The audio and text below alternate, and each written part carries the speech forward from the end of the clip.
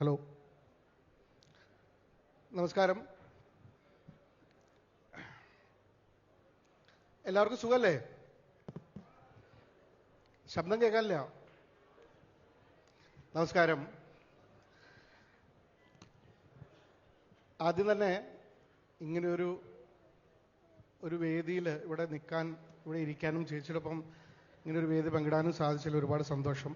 ഇത്രയും വലിയ ആളുകളുടെ മുമ്പിൽ ഇങ്ങനെ ഒരു വേദി കിട്ടിയതിൽ ഒരുപാട് സന്തോഷം.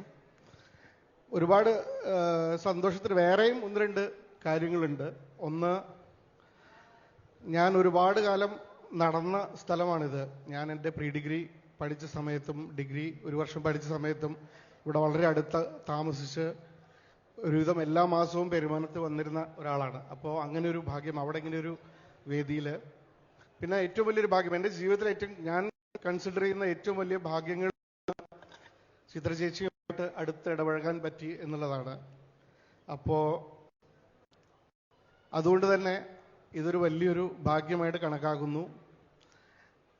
പിന്നെ ഇവിടെ കയറി വന്നപ്പോൾ നാരങ്ങ മിഠായി ഇരിക്കുന്നത് കണ്ടു. അപ്പോൾ അതൊന്ന് മനസ്സൊക്കെ ഒന്ന് ടെൻഷനൊക്കെ ഒന്ന് മാറാൻ അത് എനിക്ക് ഭയങ്കര ഇഷ്ടമാണ് നാരങ്ങ മിഠായി. അപ്പോൾ എന്തായാലും നാരങ്ങ മിഠായി പോലെ ഒരു കോൺവെർസേഷനാണ് ഇന്ന് ഞങ്ങൾ ഉദ്ദേശിക്കുന്നത്. അതിനു മുമ്പ് നിങ്ങൾക്ക് എല്ലാവർക്കും സ്നേഹം നിറഞ്ഞ ഒരു 2025 ആശംസിക്കുന്നു. കലർപ്പുകൾ ഉള്ള ഒരു 2025 ആശംസിക്കുന്നു. ഞാൻ ഇങ്ങനൊരു കാര്യം അജയൻ്റെ അടുത്ത് പറയുമ്പോൾ ഞാനത് എങ്ങനെ ചെയ്യണം എന്നെനിക്ക് വലിയൊരു പിടുത്തമൊന്നും ഉണ്ടായിരുന്നില്ല.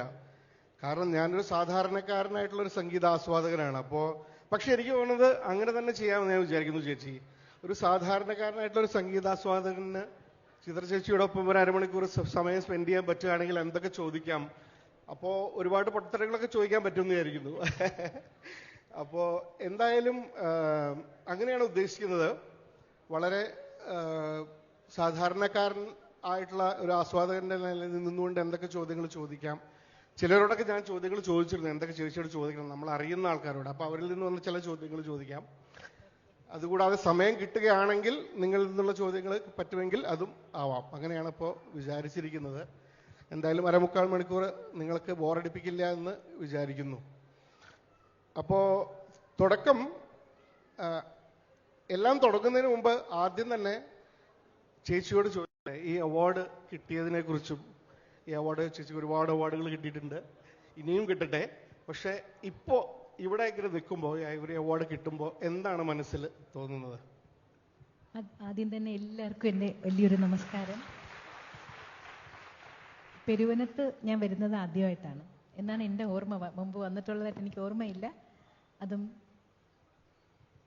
ഐവറി അവാർഡ് ഇത് 3ാമത്തെയാണ്. എനിക്ക് മുമ്പ് കിട്ടിയിട്ടുള്ളവരൊക്കെ വലിയ വലിയ ആൾക്കാർക്കായിരുന്നു കിട്ടിയിട്ടുള്ളത്. അപ്പോൾ എന്നെ തിരഞ്ഞെടുത്തതിന് ആദ്യം തന്നെ എൻ്റെ ഒരു വലിയൊരു നന്ദി അറിയിക്കുന്നു. പിന്നെ പ്രത്യേകിച്ച് ഒരുപാട് സന്തോഷം എന്ന് വെച്ചാൽ ഞാൻ ആദ്യമായിട്ട് സിനിമയ്ക്ക് വേണ്ടി വരികൾ പാടുന്നത് സത്യൻ അന്തിക്കാട് സാറിൻ്റെ വരികളാണ്. അപ്പോൾ അദ്ദേഹത്തിൻ്റെ കയ്യിൽ നിന്ന് എനിക്ക് സ്വീകരിക്കാൻ പറ്റി എന്നുള്ളത് അതിനേക്കാൾ ഒരുപാട് സന്തോഷം. ഞാൻ എന്നും അതിന് ദൈവത്തോട് നന്ദി പറയുന്നു. പിന്നെ കിഷൻജി, ഇദ്ദേഹം ഏഷ്യാനെറ്റിൻ്റെ ഹെഡൊക്കെ ആണെങ്കിലും പാട്ടെന്ന് പറഞ്ഞ് ഇത്രയും ഒരു ഭ്രമമുള്ള ഒരാൾ പാടുകയും ചെയ്യും. ഒരുപാട് മ്യൂസിക് ക്ലബ്ബുകളിൽ അദ്ദേഹം മെമ്പറാണ്. അപ്പോൾ ഇത്രയും സംഗീതം ആസ്വദിക്കുന്ന ഒരാളോടൊപ്പം ഇരുന്ന് സംവദിക്കാൻ പറ്റുകയെന്ന് പറഞ്ഞാൽ ഒരുപാട് സന്തോഷം. ഇന്ന് വിദ്യാരമാഷും എല്ലാവരും ഉണ്ട്. അപ്പം എനിക്ക് സത്യം പറഞ്ഞാൽ മാഷൊക്കെ ഇരിക്കുമ്പോൾ എനിക്ക് പറയാനൊരു ചെറിയ പേടിയുണ്ട്. എന്നാലും എൻ്റെ അറിവിൽ എൻ്റെ കുറച്ച് നാളത്തെ എക്സ്പീരിയൻസ് വെച്ച് എനിക്ക് എന്തൊക്കെ അറിയാമോ അത് അദ്ദേഹം ചോദിച്ചാൽ ഞാൻ പറയാം. അത് ചേച്ചി പറഞ്ഞപ്പോൾ ഒരു ഭയങ്കര സ്നേഹത്തിന്റെ ഒരു ഈവനിങ് ആണെന്ന് എനിക്ക് തോന്നി. കാരണം സ്നേഹം ഒരുപാട് സിനിമകളിലൂടെ നമുക്ക് സ്നേഹമുള്ള കഥകൾ പറഞ്ഞിട്ടുള്ള സത്യേട്ടൻ ഇവിടെ ഉണ്ട്. സ്നേഹത്തിന്റെ മൂർത്തിഭാവമായിട്ടാണ് ഞാൻ ചേച്ചിയെ കാണാറുള്ളത്. ഇതിന് ശേഷം വരുന്ന ഷഹബാസ് അമൻ ഒരു സ്നേഹ ഗായകനായിട്ടാണ് ഞാൻ കണക്കാക്കിയിട്ടുള്ളത്. അതുകൊണ്ട് തന്നെ ഇതൊരു സ്നേഹത്തിന്റെ ഈവനിങ് കൂടെയാണ്. എന്തായാലും നമുക്ക് അങ്ങനെ ഒരു ഫ്ലോ ഒന്നുമില്ല, നമുക്ക് അങ്ങനെ സംസാരിച്ചു പോവാം എന്നാണ്. ടോപ്പിക് ഭയങ്കര ഗംഭീരമാണെങ്കിലും നമുക്ക് അങ്ങനെ സംസാരിച്ചു പോകാം എന്നാണ് ഞാൻ കരുതുന്നത്. അപ്പോൾ ചേച്ചിയുടെ വളരെ ഫേമസ് ആയിട്ടുള്ള ഒരു ആരാധകനുണ്ട്, സിബി എന്ന് പറഞ്ഞിട്ട്. സിബി ഈ അടുത്തിടയ്ക്ക് ഒരു ഇന്റർവ്യൂവിൽ സിബി ചേച്ചിയെ പറ്റി പറയുകയുണ്ടായി. ചേച്ചിയെ വരയ്ക്കാൻ വളരെ എളുപ്പമാണ് എന്ന്. അതായത് KS ചിത്രയെ വരയ്ക്കാൻ ഭയങ്കര എളുപ്പമാണ്. ഒരു അമ്പിളി വട്ടം വരച്ചിട്ട് കുറെ പുഞ്ചിരി വാരി വിതറിയാൽ അത് KS ചിത്രയായി എന്നാണ് CB പറഞ്ഞത്. അപ്പോ എനിക്കും അങ്ങനെ തോന്നിയിട്ടുണ്ട്. കാരണം ഞാൻ ഇതിനു മുമ്പ് ഞാൻ ചിലരോടൊക്കെ പറഞ്ഞിട്ടുണ്ട്, സ്നേഹത്തിനെ ഞാൻ കണ്ടിട്ടുണ്ട് പട്ടുസാരി ഉടുത്ത് കുറിയൊക്കെ തൊട്ടിട്ടാണ് നടക്കാറ് എന്ന് ഞാൻ പറഞ്ഞിട്ടുണ്ട്. അതുപോലെ ചേച്ചിയെ പലരും പലതാണ്. ഇപ്പൊ കുയിൽ, ചിന്നക്കുയിൽ എന്ന് തമിഴിൽ വിളിക്കുന്നു, വാനമ്പാടി എന്ന് നമ്മൾ പറയുന്നു, അല്ലെങ്കിൽ സംഗീത സരസ്വതി എന്ന് പറയുന്നു, പിയ ബസന്തി എന്ന് നോർത്തിലുള്ളവരൊക്കെ പറയുന്നു. 46 വർഷമായി അല്ലേ? 25,000-30,000 പാട്ടുകൾ. അത് എക്സാജറേഷൻ ആണ്, അത്രയൊന്നുമില്ല അല്ലെ? 79 കണക്കാക്കണ്ട അല്ലേ? 18,000. 18,000 ഉള്ളൂ. ഓരോരുത്തർ എഴുതുമ്പോ അത് 25-30 അവരവരുടെ മനോധർമ്മത്തിന് അങ്ങ് എഴുതുന്നതാണ്. നമ്മൾ കൊടുത്തിട്ടുള്ള അപ്പൊ വിക്കിപീഡിയ മാറ്റേണ്ടി വരും. 18,000. അപ്പോ ഒരുപാട് പാട്ടുകൾ, 25ഓളം ഭാഷകൾ. അത് ശരിയല്ലേ? ഭാഷകൾ ശരിയാണ്. അപ്പൊ ഭാഷകളുടെ ഇൻഫ്ലുവൻസിനെ കുറിച്ച് നമുക്ക് സംസാരിക്കാം. അപ്പോ ഇതൊക്കെ ചെയ്തു, ഒരുപാട് ജോണറുകളൊക്കെ ചെയ്തു. എന്നാലും ഞാൻ ഇപ്പൊ ചിത്രചേച്ചിയോട് ചോദിക്കുകയാണ്, KS ചിത്ര അല്ലെങ്കിൽ KS ചിത്ര എന്ന കലാകാരിയെ, KS ചിത്ര എന്ന കലാകാരിയുടെ ശൈലിയെ വിവരിക്കാൻ ഒരു 5 മാർക്കിന്റെ ചോദ്യം ആണെങ്കിൽ ആ ഉത്തരക്കടലാസിൽ എന്തെഴുതും? എനിക്ക് മെലഡീസ് ആണ് ഏറ്റവും കൂടുതൽ ഇഷ്ടം. പക്ഷെ നമ്മളിപ്പോ ഈ ഒരു സിനിമ എന്ന് പറഞ്ഞൊരു മേഖലയിൽ നിൽക്കുമ്പോൾ മെലഡി മാത്രമേ പാടുള്ളൂ എന്ന് പറയാൻ പറ്റില്ല. നമ്മൾ വീട്ടിൽ നിന്ന് പോകുമ്പോൾ ഇന്ന് എന്ത് പാട്ടാണ് പാടുന്നതെന്നുള്ളത് നമുക്ക് അറിയില്ലല്ലോ. അപ്പൊ അവിടെ ചെല്ലുമ്പോൾ ചിലപ്പോൾ ഒരു ക്ലബ് സോങ് ആയിരിക്കാം, അല്ലെങ്കിൽ ചിലപ്പോൾ ഒരു കരച്ചില് പാട്ടായിരിക്കാം. അങ്ങനെ എന്ത് മൂഡിലുള്ള പാട്ടാന്ന് അറിയില്ല. അപ്പൊ അതനുസരിച്ച് മെന്റലി പ്രിപ്പയർഡ് ആയിട്ട് പോകണം. ഞാൻ അതിന് വേണ്ടിയിട്ട് ആശ്രയിച്ചിട്ടുള്ളത് എൻ്റെ സീനിയർ സിംഗേഴ്സാണ്. എല്ലാവരും അവരൊക്കെ പാടി വെച്ചിട്ടുണ്ട് ഓൾറെഡി. ഒരുപാട് പലതരം പാട്ടുകൾ അവർ പാടിയിട്ടുണ്ട്. അപ്പോൾ ഓരോ പാട്ട് പാടുമ്പോഴും ആ പാട്ട് പോലെ അല്ലെങ്കിൽ ഈ പാട്ട് പോലെ എന്ന് എനിക്ക് റെഫറൻസിന് എൻ്റെ സീനിയർ സിംഗേഴ്സിൻ്റെ ജാനകി അമ്മ, സുശീല അമ്മ, പി ലീല ചേച്ചി, അതുപോലെ എല്ലാ ഈശ്വരി അമ്മ, ജിക്കി അമ്മ, ജമുന, ഒരുപാട് പേരുണ്ടായിരുന്നല്ലോ. അവരൊക്കെയാണ് എൻ്റെ reference. Dasettan, SPB sir, of course എല്ലാവരും, അവരെല്ലാവരും. അപ്പൊ അങ്ങനെ ചോദിക്കുകയാണെങ്കിൽ അവരിലൊക്കെ കുറച്ചുകൂടി സ്പെസിഫിക് ആയിട്ട് ചോദിക്കുകയാണെങ്കിൽ ഇവരിലൊക്കെ എന്താണ് ഇൻഫ്ലുവൻസ്? ആരാണ്? ഇപ്പൊ ഫോർ എക്സാമ്പിൾ ചേച്ചി പറഞ്ഞു കേട്ടിട്ടുണ്ട് ജാനകി അമ്മ കൊടുക്കുന്ന ഭാവം ഞാൻ ഒരുപാട് ശ്രമിക്കാറുണ്ട് എന്നൊക്കെ പറയാം. അപ്പോ ഇവരിൽ നിന്നൊക്കെ എന്തെങ്കിലും നമ്മൾ പലതും പഠിക്കുമല്ലോ. അപ്പോ അങ്ങനെ എങ്ങനെയാണ്? കാരണം ഞാനൊരു കഥ കേട്ടിട്ടുള്ളത്, ഒരിക്കലും പാട്ട് ഇങ്ങനെ ഒരു ഫീൽഡിൽ എത്തണ്ട എന്നൊക്കെ കരുതി BA മലയാളം മ്യൂസിക് ഒക്കെ പഠിച്ച് ഒരു അധ്യാപിക ആവണം എന്നൊക്കെ. അത് തന്നെയായിരുന്നു എൻ്റെ അംബീഷൻ. അങ്ങനെ തന്നെയായിരുന്നു. എൻ്റെ അച്ഛനും അമ്മയും ടീച്ചേഴ്സാണ്. അപ്പം എനിക്കും ഇഷ്ടമുള്ള, ഞാൻ വലിയ ബ്രൈറ്റ് സ്റ്റുഡൻ്റ് ഒന്നും ആയിരുന്നില്ല, ആവറേജ്, ജയിച്ചു പോകും എന്നുള്ളതേ ഉള്ളൂ. എൻ്റെ അച്ഛനും അമ്മയും പറയും കയ്യാല പുറത്തെ തേങ്ങയാണ്, ഇങ്ങോട്ടും വീഴാം, അങ്ങനത്തെ ഒരു സ്റ്റുഡൻ്റ് ആയിരുന്നു ഞാൻ. അപ്പം അതുകൊണ്ട് വലിയ ബ്രില്യൻസ് ഒന്നും പ്രതീക്ഷിക്കാനായിരുന്നു. അപ്പം ഞാൻ മ്യൂസിക്, എനിക്ക് ഏറ്റവും താല്പര്യമുള്ള വിഷയം സംഗീതമായതുകൊണ്ട് മ്യൂസിക് മെയിൻ എടുത്തിട്ടാണ് കോളേജിൽ പഠിച്ചത്. അപ്പോൾ എനിക്ക് തീർച്ചയായിരുന്നു BA കംപ്ലീറ്റ് ചെയ്ത് MAയും കൂടെ ചെയ്ത് കഴിഞ്ഞാൽ എനിക്ക് ഏതെങ്കിലും കോളേജിൽ മ്യൂസിക് ലെക്ചററായിട്ട് അല്ലെങ്കിൽ സ്കൂളിൽ മ്യൂസിക് ടീച്ചറായിട്ട് ജോലി കിട്ടും, ഒരു ഗവൺമെന്റ് ജോലി. ഇല്ല, അത് സിനിമ എന്നൊക്കെ പറയണത് നമുക്ക് അങ്ങനെ അവിടെ ആരെയും അറിഞ്ഞുകൂടാ, ഏതാന്ന് അറിയില്ല. അപ്പൊ അങ്ങനെ ഒരു മേഖലയിൽ വരുന്ന ഒരിക്കൽ പോലും സ്വപ്നത്തിൽ പോലും വിചാരിച്ചിട്ടില്ല. പക്ഷെ അപ്പൊ അതിന് മേഖലയ്ക്ക് വന്നപ്പോ തുടക്കകാലത്ത് സത്യം പറഞ്ഞ സിന്ധു ഭൈരവി എന്നൊരു മൂവി വന്ന് എനിക്ക് അതിനൊരു അവാർഡൊക്കെ കിട്ടി. 85-ലാണ് അത് പാടുന്നത്. അതുവരെ ഇത് എന്റെ പ്രൊഫഷൻ ആകും എന്നൊരു ചിന്ത ഉണ്ടായിരുന്നില്ല. റെക്കോർഡിങ്ങിന് വിളിക്കും, ട്രിവാൻഡ്രത്തുനിന്ന് ചെന്നൈയിലോട്ട് പോവും, റെക്കോർഡ് ചെയ്ത് തിരിച്ചു പോകും. അങ്ങനെയായിരുന്നു വന്നും പോയി. എന്റെ അച്ഛന് ഒരു നിർബന്ധം ഉണ്ടായിരുന്നു, വരുന്ന ഓഫേഴ്സ് ഒന്നും മിസ് ചെയ്യാൻ പാടില്ല. നമ്മളായിട്ട് അങ്ങോട്ട് തേടി പോകാൻ പറ്റിയിട്ടില്ലെങ്കിലും ഇങ്ങോട്ട് വിളിക്കുന്നതിന് തീർച്ചയായിട്ടും പോകണം. എൻ്റെ രണ്ടുപേരും ജോലിക്ക് പൊക്കോണ്ടിരുന്നവരായതുകൊണ്ട് അവർക്ക് അങ്ങനെ ലീവ് എടുത്ത് വരാൻ പറ്റില്ല. അച്ഛന് പക്ഷെ ഇങ്ങനെ വിളിക്കുന്നതിന് പോവാതിരിക്കാൻ പാടില്ല എന്നുള്ളൊരു ഇത് ഉള്ളതുകൊണ്ട് ആരെങ്കിലും എൻ്റെ കൂടെ മാറി മാറി, എൻ്റെ അമ്മായിയോ അല്ലെങ്കിൽ കസിൻ ബ്രദേഴ്സ് ആരെങ്കിലും, അങ്ങനെ ആരെങ്കിലും കൂടെ ഒപ്പം അയക്കുമായിരുന്നു. പക്ഷെ പഠിപ്പിച്ച ഗുരുക്കന്മാരുടെ ഒരു ഇൻഫ്ലുവൻസ് ഉണ്ടായിരുന്നു അല്ലേ? പ്രഭാകർ സാർ അല്ലെങ്കിൽ പരമാവർമ്മ സാറിനടുത്ത് ഞാൻ ദക്ഷിണ കൊടുത്തേ ഉള്ളൂ. പഠിച്ചത് ചേച്ചിയാണ് പഠിച്ചത്. അതെ. പിന്നെ ഞാൻ വീടിന്റെ അടുത്ത് ഒരു പാട്ടിയമ്മ എടുത്ത് പോയിട്ടാണ് ആദ്യത്തെ ദിശകളും അലങ്കാരം അതൊക്കെ പഠിച്ചത് എൻ്റെ വീട്ടിന്റെ അടുത്തുള്ളൊരു പാട്ടിയമ്മയുടെ അടുത്തുനിന്നാണ്. ശരിക്കും ആധികാരികമായിട്ട് പഠിച്ചത് ഓമനക്കുട്ടി. പക്ഷെ അന്ന് പഠിക്കുമ്പോൾ ഇൻട്രസ്റ്റോട് കൂടിയാണോ പഠിച്ചത്? ഇൻട്രസ്റ്റോട്, അതെ, തീർച്ചയായിട്ടും. തീർച്ചയായിട്ടും ഞാൻ ചേച്ചിയെ പ്രഭാകർ വർമ്മ സാറ് ചേച്ചിയെ പഠിപ്പിക്കുമ്പം ഞാനവിടെ മുറ്റത്ത് കളിച്ച് നടക്കുകയാണെങ്കിലും എൻ്റെ ഒരു ചെവി ഇവിടെ ആയിരിക്കും. അപ്പൊ അങ്ങനെ ഈ ആദ്യത്തെ എനിക്കൊരു സെൻട്രൽ ഗവൺമെന്റിന്റെ കൾച്ചറൽ ടാലന്റ് സെർച്ച് സ്കോളർഷിപ്പ്, ആ സ്കോളർഷിപ്പിന്റെ ടെസ്റ്റിന് പോകുമ്പം ആപ്റ്റിറ്റ്യൂഡ് ടെസ്റ്റ് ഉണ്ട്. അതിന് പോകുമ്പോൾ മിനിമം 2 വർഷമെങ്കിലും പഠിച്ചിരിക്കണം എന്നാണ് അതിനകത്തുള്ളത്. ഞാനൊന്നും ബേസിക്സ് പഠിച്ചിട്ടില്ല. പക്ഷെ ചേച്ചി പാടുന്നത് കേട്ട് ഞാൻ രാഗമൊക്കെ പാടുമായിരുന്നു. അപ്പൊ ആ ടെസ്റ്റിന് പോയപ്പോ കേൾക്കുന്നതിനെ കുറിച്ച് ജോൺസൺ മാഷ് വളരെ രസകരമായിട്ട് ചിത്രീകരിച്ചു പറയാം. അതിനെ കുറിച്ച് ഞാൻ വരാം, അതിലേക്ക് അങ്ങോട്ട് വരാം. കാരണം അത് പിന്നീട് സഹായിച്ചതായിട്ട് അതിലേക്ക് വരാം. അതിനു മുമ്പ് അപ്പോ അങ്ങനെയാണത് കണ്ടിന്യൂ ചെയ്യുന്നത്. അപ്പൊ അങ്ങനെ അവിടെ പോയി ടെസ്റ്റിന് ഞാൻ തോടി രാഗം പാടി, കീർത്തനം, നിരവൽ, സ്വരം ഒക്കെ പാടിച്ചത് കോമ്പറ്റീഷന് വേണ്ടി ചേച്ചിക്ക് പഠിപ്പിച്ച് കൊടുത്തത്. അതങ്ങനെ ചേച്ചി പ്രാക്ടീസ് ചെയ്യുന്ന കേട്ട് ഞാൻ പഠിച്ചിരുന്നതാണ്. അപ്പൊ പാടിയെല്ലാം കഴിഞ്ഞ ശേഷം അവരെന്നോട് ചോദിച്ചു എന്ത് രാഗമാണെന്ന് ചോദിച്ചു. തോടി എന്ന് പറഞ്ഞു. ആരോഹണം അവരോഹണം പറയാൻ പറഞ്ഞു. അത് അറിയില്ല, അത് പഠിച്ചിട്ടില്ല. അപ്പൊ ഞാൻ ഈ അറിഞ്ഞൂടാന്ന് തന്നെ പറഞ്ഞു.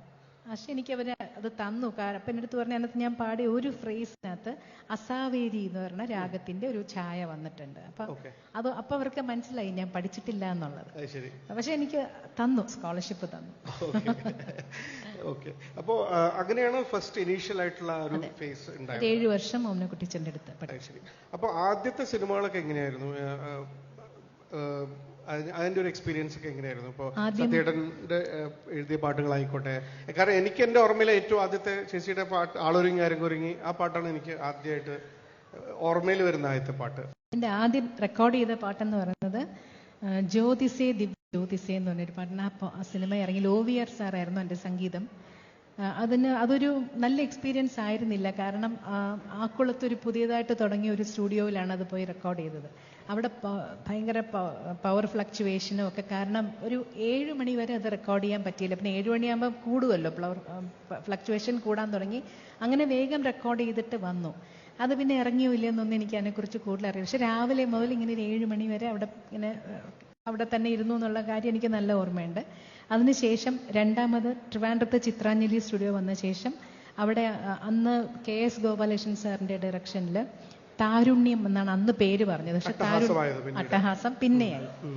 ഒഫീഷ്യലി ആദ്യം പുറത്ത് വന്ന സിനിമ ഞാനേകനാണ്. അതിലാണ് ഞാൻ സത്യനന്ദിക്കാട് സാറിന്റെ വരികൾ, 2 പാട്ടുകളും അദ്ദേഹത്തിന്റെ വരികളാണ് പാടിയത്. ശരി. പക്ഷെ അപ്പൊ ആളൊരുങ്ങി അരങ്ങൊരുങ്ങി അല്ലെങ്കിൽ രജനി പറയൂ, ഇതൊക്കെ ഹിറ്റ് ആയപ്പോ ഒക്കെ അത് അറിഞ്ഞിരുന്നു? അതായത് ആ ഒരു സ്വയം ഒരു ബോധം ഉണ്ടായിരുന്നു, അത് ഞാൻ പാടിയ പാട്ടുകളൊക്കെ ഹിറ്റായി? അല്ലെങ്കിൽ ഓഫ്കോഴ്സ് അന്ന് അങ്ങനെ മീഡിയ അങ്ങനെ ഒന്നും ഇല്ലെങ്കിൽ ഒന്നുമില്ല, ജീവിതം അതുപോലെ തന്നെ സാധാരണ പോലെ വരുന്നു, അത്രേ ഉള്ളൂ. ഓക്കെ. ഈ പാടറിയെ പഠിപ്പറിയെ ആണല്ലോ ഒരു വലിയൊരു സിഗ്നിഫിക്കന്റ് ആയിട്ടുള്ള ഒരു ആദ്യത്തെ ഒരു അവാർഡ് എന്ന് പറഞ്ഞ് കിട്ടുന്നത് നമ്മുടെ ട്രിവാൻഡ്രത്തെ ഒരു ഓർഗനൈസേഷനിൽ പെട്ടെന്ന് പേര് മറന്നുപോയി. അവരുടെ ഒരു അവാർഡായിരുന്നു. അത് കഴിഞ്ഞ് പിന്നെ ഒരു സ്റ്റേറ്റ് അവാർഡ് ആദ്യമായിട്ട് കിട്ടുന്നത് നോക്കത്താ ദൂരത്ത്. അല്ല, നോക്കത്താ ദൂരത്തിനാണ് മറ്റേ അവാർഡ് കിട്ടിയത്. സ്റ്റേറ്റ് അവാർഡ് കിട്ടുന്ന പൂമാനമേക്കാണ് നിറക്കൂട്ടിലെ പാട്ട്. അപ്പോൾ ഈ കാരണം ഞാനൊരു കാര്യം ചോദിക്കാൻ, എനിക്ക് ഈ നമ്മളുടെ ടോപ്പിക്കുമായിട്ട് ബന്ധപ്പെട്ടിട്ട് ചോദിക്കുമ്പോൾ, കാരണം ഒരു പ്ലേ ബാക്ക് സിംഗർ ആവുമ്പോൾ നമ്മളിപ്പോൾ ഒരു കർണാട്ടിക് മ്യൂസീഷ്യൻ ആണെങ്കിൽ സ്വന്തമായിട്ടുള്ള ശൈലി വരുത്താം, മനോധർമ്മമായിട്ടായാലും സ്വന്തമായിട്ടുള്ള ഒരു ശൈലി വരുത്താൻ പറ്റും. നമ്മളൊരു ഇൻഡിപെൻഡന്റ് മ്യൂസീഷ്യൻ ആണെങ്കിലും ആ ഒരു ശൈലി വരുത്താമെങ്കിലും ഒരു പ്ലേ ബാക്ക് സിംഗർക്ക് ശൈലി എന്നുള്ളത് ഒരു കുറച്ചൊരു ലിമിറ്റേഷൻ ഉണ്ടെന്നാണ് ഞാൻ മനസ്സിലാക്കിയത്. എന്ന് വെച്ചാൽ അതിൻ്റെ നമ്മളൊരു ക്രിയേറ്റർ അല്ലല്ലോ, നമ്മളൊരു മ്യൂസിക് ഡയറക്ടർ ക്രിയേറ്റ് ചെയ്യുന്ന ഒരാൾ എഴുതി അതിനെ ചിട്ടപ്പെടുത്തി വരുന്ന ആ ഒരു ബൗണ്ടറികൾക്കുള്ളിൽ നിന്നുകൊണ്ട് സിനിമയുടെ ഒരു കോണ്ടെക്സ്റ്റ്, കഥയുടെ കോണ്ടെക്സ്റ്റിലാണല്ലോ. പക്ഷെ അത് എങ്ങനെയാണ് പോകുന്തോറും അത് ഒരു പറഞ്ഞതിനകത്ത് ഞാൻ ഈ പറഞ്ഞ പോലെ ഒരുപാട് കേൾക്കണം എന്ന് പറയും. പലരുടെ നമ്മുടെ സീനിയേഴ്സ് ആയിരുന്നെങ്കിലും പല പല ജോണേഴ്സിലുള്ള ആൾക്കാരുടെ ഒരുപാട് പാട്ടുകൾ കേട്ട് തന്നെ നമുക്ക് ഒരാളിനെ മാത്രം എപ്പോഴും നമ്മുടെ ഒരു ടെൻഡൻസി എന്ന് പറയുന്നത് നമ്മുടെ ഒരു ഗുരുവിൻ്റെ അടുത്ത് നിന്ന് പഠിക്കുമ്പോൾ നമ്മൾ ആ ഗുരുവിനെ ഇമിറ്റേറ്റ് ചെയ്യുക ചെയ്യുന്നത്. അപ്പം നമ്മൾ ആ ഒരു സ്റ്റൈല് മാത്രമേ കേൾക്കുന്നുള്ളൂ. അതുകൊണ്ടാണ് ഒരുപാട് പേരുടെ കേൾക്കാൻ പറയുന്നത്. ഒരുപാട് പേരുടെ കേട്ടിട്ട് ട്രൈ ചെയ്യുമ്പോൾ നമുക്ക് നമ്മുടേതായിട്ടുള്ളൊരു ശൈലി അതിൽ നിന്ന് വരും. ഞാൻ മനസ്സിൽ പോലെ എന്ന് വിചാരിച്ച് പാടിയാലും എനിക്ക് ഞാൻ പാടുന്നതായിട്ടേ വരുള്ളൂ. ജാനകിയമ്മ പറഞ്ഞ പോലെ എനിക്ക് പാടാൻ പറ്റില്ല. അങ്ങനെയാ വരുന്നത്. പക്ഷെ ഞാൻ ഒരുപാട് കേൾക്കുമായിരുന്നു. സുശീലമ്മയുടെ, ജാനകിയമ്മയുടെ, വാണിയമ്മയുടെ, ഈശ്വരിയമ്മയുടെ എല്ലാവരുടെയും പാട്ടുകൾ ഒരുപാട് കേൾക്കാറുണ്ട്. ലതാജി, ആശാജി, ഗീതാ ദത്ത് അവരുടെ.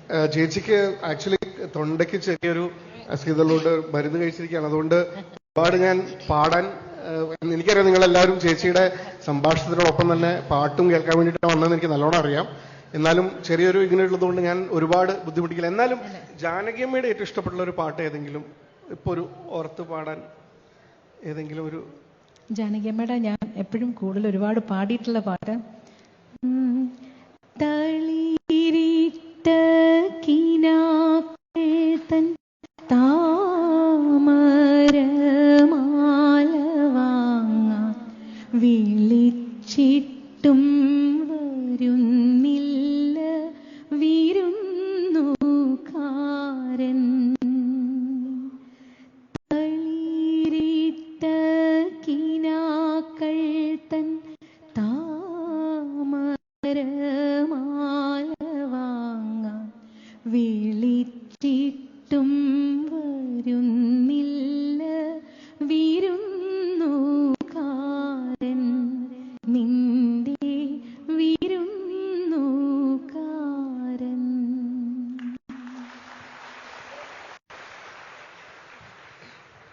ഞങ്ങള് സ്റ്റാർ സിംഗർ ഷൂട്ട് ചെയ്യുമ്പോൾ ഇതുപോലെ പെട്ടെന്ന് ചേച്ചി 3-4 വരി പാടും. ആകെ നിശബ്ദതയായിരിക്കും. അതിനുശേഷം നമ്മളിങ്ങനെ നോക്കുമ്പോൾ ചിലർ ചെയ്യുന്നുണ്ടാവും, ചിലരിങ്ങനെ ഏതോ ഒരു ലോകത്ത് നിൽക്കുന്നുണ്ടാവും. അത് കഴിഞ്ഞിട്ട് നമ്മളിപ്പോ ഏതൊരു സിനിമയിലില്ലേ, ഇപ്പൊ ഇന്നസെന്റേട്ടൻ പറഞ്ഞല്ലേ എന്താപ്പണ്ടായേ എന്ന് പറയില്ലേ, ആ ഒരു ഫീലില്. അതുകൊണ്ട് എപ്പോഴും അതൊരു വലിയൊരു മഹാഭാഗ്യം. അതുകൊണ്ട് ഞാൻ ഒരുപാട് ബുദ്ധിമുട്ടിക്കില്ലെങ്കിൽ കുറച്ച് ബുദ്ധിമുട്ടിക്കും. അപ്പോ ഈ തുടക്കം വെച്ചത് രാധാകൃഷ്ണൻ ചേട്ടന്റെ കൂടെയാണല്ലോ. അപ്പൊ ആ ഒരു ഞാൻ ചോദിക്കാൻ കാരണം ഒരുപാട് കൊളാബറേഷൻ മ്യൂസിക് ഡയറക്ടേഴ്സുമായിട്ട്. അപ്പോൾ ആ ചേച്ചിയുടെ ആ ഒരു ജേർണി മനസ്സിലാക്കാനും കൂടിയിട്ടാണ്. അപ്പോൾ രാധാകൃഷ്ണൻ ചേട്ടന്റെ തുടക്കം അതെങ്ങനെയായിരുന്നു? രാധാകൃഷ്ണൻ ചേട്ടനെയും മോമൻ ചേച്ചിയൊക്കെ ഞാനൊക്കെ കുഞ്ഞായിരിക്കുന്ന സമയത്ത് മുതൽ എൻ്റെ അച്ഛനുമായിട്ടൊക്കെ അവർക്ക് നല്ല അടുപ്പമായിരുന്നു. അവർ രണ്ടുപേരും ചേർന്ന് കച്ചേരിയൊക്കെ ചെയ്യുമായിരുന്നു. അപ്പോൾ എൻ്റെ വീടിന് അടുത്തുള്ള ഒരു അമ്പലത്തിൽ രാധാകൃഷ്ണൻ ചേട്ടനും മോമൻ ചേച്ചിയും കൂടെ ഒരുമിച്ച് കച്ചേരി ചെയ്യാനായിട്ട് വന്നപ്പോൾ ആദ്യം റെസ്റ്റ് ചെയ്യാൻ വന്നത് ഞങ്ങളുടെ വീട്ടിലാണ്. അതെനിക്ക് 2 വയസ്സൊറ്റേ ഉള്ളൂ.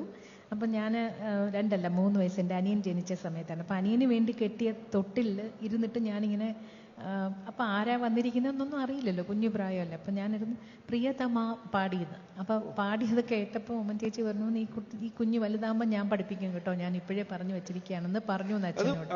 വാക്കുകളൊക്കെ കറക്റ്റ് ആയിട്ട് പാടുമായിരുന്നു. അങ്ങനെയാണ് കുട്ടി പാടുന്ന രീതിയിൽ പാടി. എനിക്ക് അറിഞ്ഞൂടെ, ഓർമ്മയില്ല. അതൊക്കെ ഉമ്മൻ ചേച്ചി തന്നെ പറഞ്ഞ് ഞാൻ മനസ്സിലാക്കിയതാണ്. അപ്പം അതിനുശേഷം എനിക്കൊരു 5 വയസ്സൊക്കെ ഉള്ളപ്പോൾ ആകാശവാണിയിൽ കൃഷ്ണാഷ്ടമിക്ക് ഈ സംഗീത ശില്പം ഉണ്ടല്ലോ അന്ന്. അപ്പം സംഗീത ശില്പം റെക്കോർഡ് ചെയ്യാനായിട്ട് അപ്പോൾ 2 വയസ്സുള്ളൊരു കൃഷ്ണന്റെ ശബ്ദം വേണം. അപ്പം അതിനു വേണ്ടി എന്നെ രാധാകൃഷ്ണൻ ചേട്ടൻ വന്ന് എടുത്തുകൊണ്ട് പോയി. അങ്ങനെ കൊണ്ടുപോയിട്ട് ആ 2 വയസ്സുള്ള കൃഷ്ണന് വേണ്ടിയിട്ട് എൻ്റെ പേര് കണ്ണനുണ്ണി, എനിക്ക് വയസ്സ് 2 എൻ്റെ കാലിലെ പാദസരം പോലെ എനിക്ക് ചിരിക്കാൻ അറിയാം എന്നൊക്കെ പറഞ്ഞ ഒരു 4 വരി. അതാണ് ആദ്യമായിട്ട് പുറത്തു പോയി പാടുന്നത്. പിന്നെ അതിനുശേഷം ആ സിനിമയുടെ പേരെന്തായിരുന്നു, കുട്ടികളുടെ ഒരു സിനിമ കുമ്മാട്ടിയിൽ ഞങ്ങൾ ഗ്രൂപ്പായിട്ട് അതിനകത്ത് ഒരു 2 പേര് ഡബിങ്ങും ചെയ്തിട്ടുണ്ട്. ഞാനും ഉണ്ട് ബീന ചേച്ചി ഇല്ല. ഞങ്ങൾ ആകാശവാണിയിലെ കുട്ടികളുടെ ഗായക സംഘത്തിലുള്ള എല്ലാവരും കലാദേവി എന്നൊക്കെ പറഞ്ഞ ഞങ്ങൾ എല്ലാവരും കൂടെ ആയിട്ടായിരുന്നു കുമ്മാട്ടി റെക്കോർഡ് ചെയ്തിട്ടുണ്ട്. അതിനകത്ത് 2 പേര് ഡബ് ചെയ്തിട്ടുണ്ട് ആദ്യമായിട്ട്. ചെറിയ കുട്ടിയായിരുന്ന സമയത്തല്ലേ? അതെ, കുട്ടിയായിരുന്നു, സ്കൂളിൽ പഠിക്കുന്ന സമയത്ത്.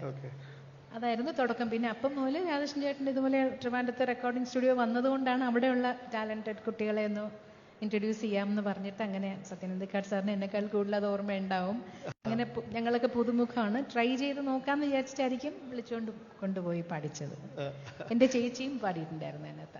ഈ സിനിമയിലല്ല, അതിന് മുമ്പ് വനമാലി നിൻ ആ ഒരു പാട്ടുണ്ട്. അത് ഈ താരുണ്യത്തിനകത്ത് തന്നെ ദാസൻ പാടിയ പാട്ടുണ്ട്. അതിനകത്തൊരു നല്ല ബ്യൂട്ടിഫുൾ ഹമ്മിങ് ഉണ്ട്. അതെന്റെ ചേച്ചി പാടിയതായിരുന്നു. ഓക്കെ.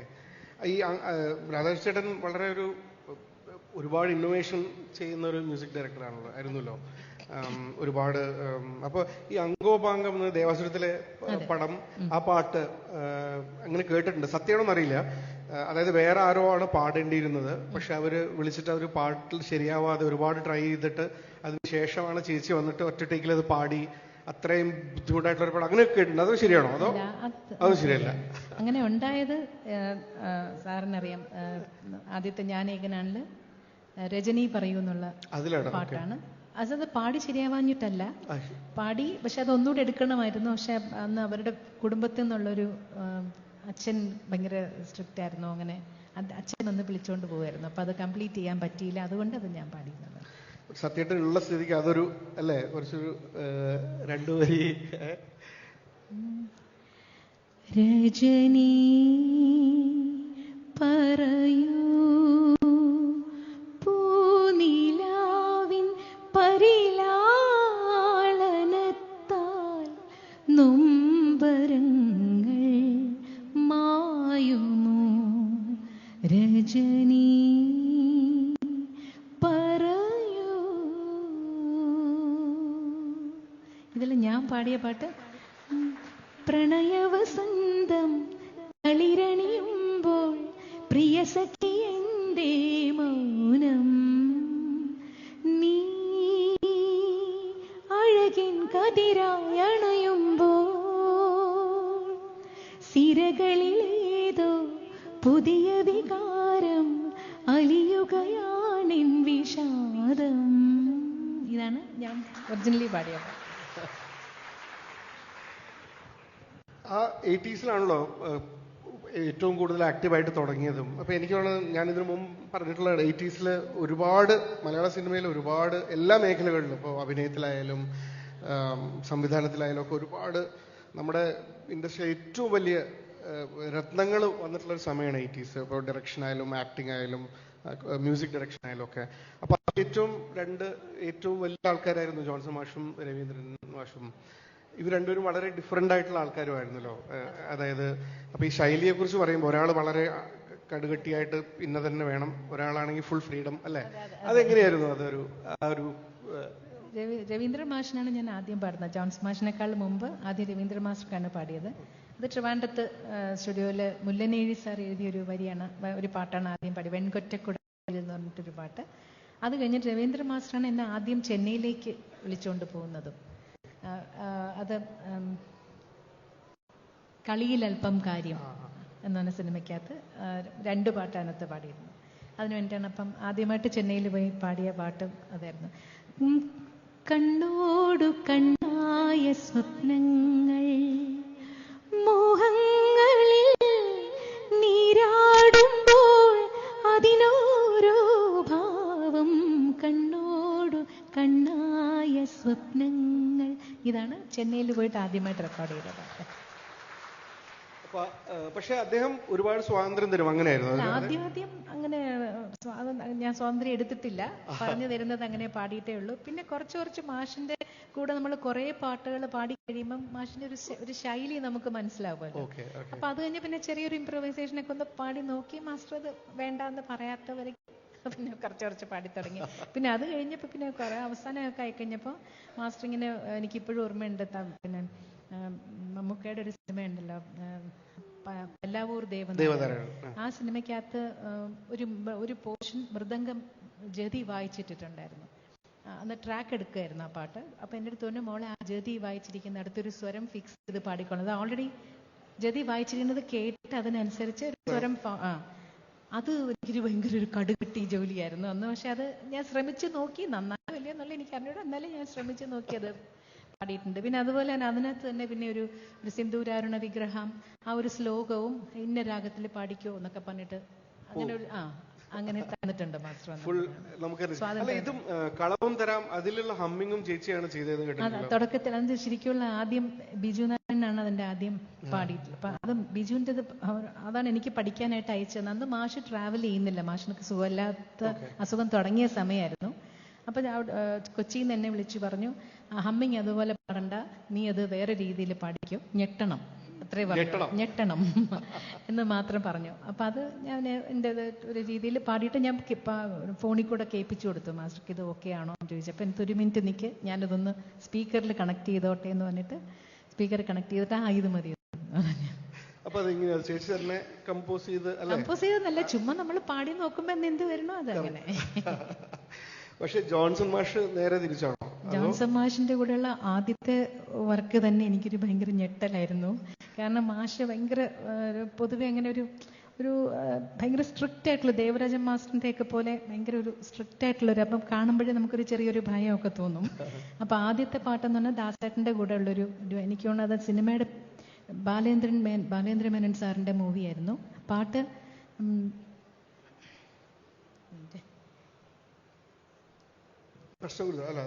അല്ല, അതിനൊക്കെ മുമ്പാണ്.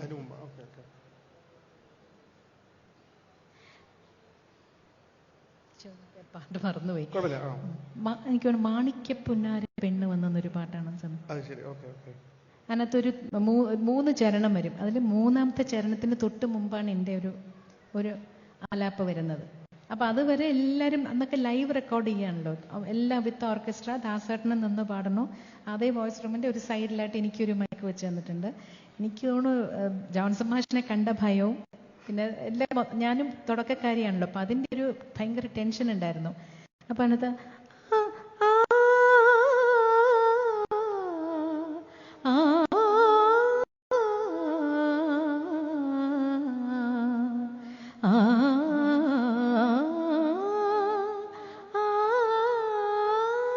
ഇതാണ് ഹമ്മിങ്. എനിക്ക് വരുന്നില്ല, ടേക്ക് ആകുമ്പോ അത് മറന്നു പോണു.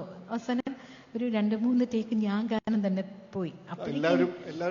എല്ലാരും വായിക്കുകയല്ലേ. അപ്പൊ ജോൺസൺ മാഷ് മൈക്കിൽ കൂടെ ദാസേട്ടാ ആ കുട്ടിയോടൊന്ന് മര്യാദയ്ക്ക് പാടാൻ പറഞ്ഞേ. അതുകൂടെ കേട്ടപ്പോ ഞാൻ കംപ്ലീറ്റ്ലി പോയി. പക്ഷെ ആ 3rd BGM ഇപ്പൊ ദാസേട്ടന്റെ ഹെഡ്ഫോണൊക്കെ ഊരി അവിടെ വെച്ചിട്ട് ശബ്ദം ഉണ്ടാക്കാതെ നടന്നിട്ട് എൻ്റെ അടുത്ത് ഇങ്ങനെ വരച്ച് കാണിച്ചു, ആ നോട്ടിലേക്ക് വരണം എന്ന്. അങ്ങനെയാണ് ആ ടേക്ക് ഓക്കെ ചെയ്തത്. ഞാനപ്പോൾ ആലോചിച്ചു, ദാസേട്ടനും കൂടെ ഒന്ന് ദേഷ്യപ്പെട്ടിരുന്നെങ്കിൽ ഞാൻ അവിടെ തീർന്നേനെ. പക്ഷെ അപ്പൊ അത്രയും ഒരു സപ്പോർട്ട് ദാസേട്ടന്റെ ഭാഗത്ത് നിന്ന് ഉണ്ടായിരുന്നു. പക്ഷെ ഞാനിത് പറയുമ്പോൾ ഇതിനനുബന്ധമായിട്ട് പറയാൻ, ചേച്ചി നമ്മള് മ്യൂസിക് ഷോ ഒക്കെ ചെയ്യുമ്പോൾ ഓരോ കുട്ടികളുടെ അടുത്തും ഈ പറഞ്ഞത്, അതായത് ഓരോ ചെറിയ ചെറിയ കാര്യങ്ങൾ പോലും അവരുടെ അടുത്ത് പോയി പറയും. ഇപ്പൊ നമ്മള് റിഹേഴ്സൽസ് ഒക്കെ ചെയ്യുന്ന സമയത്ത് ചേച്ചി പോയിട്ട് ഓരോ ചെറിയ കാര്യങ്ങൾ അവരെ പോയിട്ട് ഇപ്പം നമുക്ക് എന്തൊരു സന്തോഷം തരും. കാരണം അത് ചെയ്യേണ്ട ആവശ്യമില്ല ശരിക്കും പറഞ്ഞു കഴിഞ്ഞാൽ. പക്ഷെ ആ ഓരോരുത്തരെയും അത്രയും പെർഫെക്റ്റ് ആക്കാൻ വേണ്ടിയിട്ട് ചേച്ചി എടുക്കുന്ന ഒരു പ്രയത്നം, അത് എനിക്കൊന്ന് എവിടെ നിന്നൊക്കെ വന്നിട്ടുള്ളതാണ്. വി ക്യാരി ദ തിങ് എന്നല്ലേ പറയാം നമ്മളെപ്പോഴും, വി ആർ ഓൺലി ക്യാരിയേഴ്സ് എന്ന് പറയും. അപ്പോ പിന്നെ അത് കഴിഞ്ഞ് പിന്നെ ജോൺസൺ മാഷിന്റെ പാട്ടിന് ചെന്നൈക്ക് വന്ന് റെക്കോർഡ് ചെയ്തതാണ്. ആരോമലേ ഇന്നാരോമലേ നിന്നാലിന്നാത്മാവു ശ്രീകോവിലായി എന്നൊരു പാട്ട്. അതാണ് പിന്നെ അതിനുശേഷം സമാധാനമായിട്ട് പാടിയ പാട്ട്. ഒരുപാട് നല്ല പാട്ടുകൾ. ജോൺസൺ മാഷ് എപ്പോഴും പറയണ ഒരു, ഇപ്പൊ ആദ്യത്തെ ടെൻഷനിൽ ഇങ്ങനെ ഒരു ദുരനുഭവം ആയിരുന്നെങ്കിലും പിന്നെ എന്നോട് പറയായിരുന്നു, ഞാൻ പാട്ട് വേഗം പഠിക്കുന്നത് കൊണ്ട് ഒരു കാര്യം ചെയ്ത് റിട്ടയർ ചെയ്യുമ്പോൾ, പാട്ടൊക്കെ റിട്ടയർ ചെയ്യുമ്പോൾ എൻ്റെ അസിസ്റ്റന്റ് ആയിട്ട്, മ്യൂസിക് അസിസ്റ്റന്റ് ആയിട്ട് കൂടിക്കോ, അപ്പൊ എനിക്ക് ജോലി എളുപ്പമാവും, പാട്ടുകാർക്ക് പാട്ട് പറഞ്ഞു കൊടുക്കാൻ എന്ന് പറഞ്ഞിരുന്നു എന്നെ. അത് ആക്ച്വലി ഞാൻ ഇവിടെ എവിടെയോ വായിച്ചിട്ടുണ്ടായിരുന്നു, ജോൺസൺ മാഷ് പറഞ്ഞിട്ടുണ്ട്. അതായത് ഒരു പാട്ടിന് 6-7 വേറെ ട്യൂണുകൾ അദ്ദേഹം ഉണ്ടാക്കുമ്പോഴും ചിലപ്പോൾ അത് കഴിഞ്ഞിട്ട് ഡയറക്ടറും പ്രൊഡ്യൂസറൊക്കെ ഒരു ചിലപ്പോൾ 3ാമത്തെ 4ാമത്തെ ട്യൂണായിരിക്കും സെലക്ട് ചെയ്യുക. അതിൽ ചില ട്യൂണുകൾ അദ്ദേഹം തന്നെ മറന്നിട്ടുണ്ടാവും, പക്ഷെ ചേച്ചി മറക്കില്ല എന്ന്. അതായത് ഓരോ ട്യൂണും ചേച്ചിക്ക് ഓർമ്മയുണ്ടാവുന്നതാണ്. അതുകൊണ്ട് ജോൺസൺ മാഷ് വിളിച്ചിരുന്നത് ബ്ലോട്ടിംഗ് പേപ്പറാണ് ചിത്ര എന്ന് പറയുന്നത്. രവീന്ദ്ര മാഷാണ് പറഞ്ഞല്ലേ? Okay sorry. അപ്പൊ പക്ഷെ അതാ മുമ്പ് കേൾക്കുന്നതിന്റെ ഒരു ഇതാണ് അല്ലെ, എങ്ങനെ തീർച്ചയായിട്ടും അതിനൊരു വലിയ ശ്രദ്ധ, നമ്മൾ കുറച്ച് കൂടുതൽ ശ്രദ്ധയായിട്ടിരിക്കണം. എനിക്ക് ചെയ്യുന്ന കാര്യത്തിനോട് കൂടുതൽ കോൺസെൻട്രേഷൻ ഞാൻ ആ സമയത്ത് വേറൊന്നും ഓർക്കൂല. ഒന്നുമില്ല. ഓക്കെ.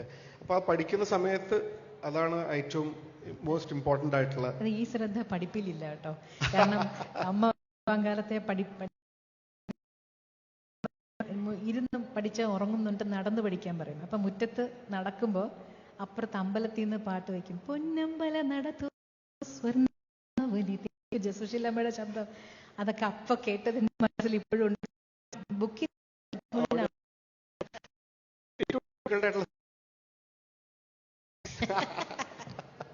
അതെല്ലാവർക്കും അങ്ങനെ തന്നെയാണ്. എന്റെ അച്ഛൻ മാത്സ് ടീച്ചറായിരുന്നു.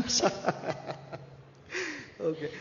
വേറൊരു അടുത്തൊരു സിഗ്നിഫിക്കന്റ് ആയിട്ടുള്ള ഒരു ചേച്ചിയുടെ ജീവിതത്തിൽ ഒരുപാട്, ആദ്യത്തെ നാഷണൽ അവാർഡ് രാജാ സാറിന്റെ ഒപ്പം ആണ്. ഇപ്പൊ സത്യേട്ടൻ പറഞ്ഞ പോലെ വലിയൊരു ഭാഗ്യം ആണ് അല്ലെ. നമ്മളുടെ ജനറേഷൻ്റെ ഒക്കെ ഒരു വലിയൊരു ഭാഗ്യം. അപ്പോൾ പാടറിയ പഠിപ്പറിയാൻ ഈ ശൈലിയുമായിട്ട് കണക്ട് ചെയ്ത് ചോദിക്കുമ്പോൾ, അതായത് ഒരു തമിഴ് പാട്ടിനെ, അതായത് യാഥാസ്ഥിതികമായിട്ടുള്ള ഒരു ഭയങ്കര ഒരു സ്ട്രക്ചർഡ് ആയിട്ടുള്ളതിനെ വെല്ലുവിളിച്ചുകൊണ്ട് നായകനെ വെല്ലുവിളിക്കുന്ന ഒരു പാട്ടാണല്ലോ അത്. അപ്പോൾ അതിലൊരു തമിഴിൻ്റെ ഒരു ശൈലിയും തമിഴിൻ്റെ ഒരു പ്രൈഡും ഒക്കെ വരുന്ന രീതിയിൽ പാടണം എന്നുള്ളതാണ്. ഇപ്പോഴും യൂട്യൂബിലൊക്കെ പോയി അതിന് താഴെ കണ്ടു കഴിഞ്ഞാൽ അത്രയും അധികം ആൾക്കാർ ആ റെൻഡിഷന് അത്രയ്ക്കധികം ആൾക്കാർ ഇഷ്ടപ്പെടുന്നുണ്ട്. ആ ഒരു പാട്ടിനെ കുറിച്ച് എന്താ, അത് ഒരു ഭയങ്കര ലാൻഡ്മാർക്ക്, എനിക്ക് വളരെ സ്പെഷ്യൽ സോങ്ങാണ്. കാരണം എൻ്റെ അച്ഛൻ കാസറ്റ് മേടിച്ച സമയത്ത് സൈഡ് എയിൽ സിന്ധു ഭൈരവിയും സൈഡ് ബിയിൽ പുതുകവിത മറ്റേ അല്ല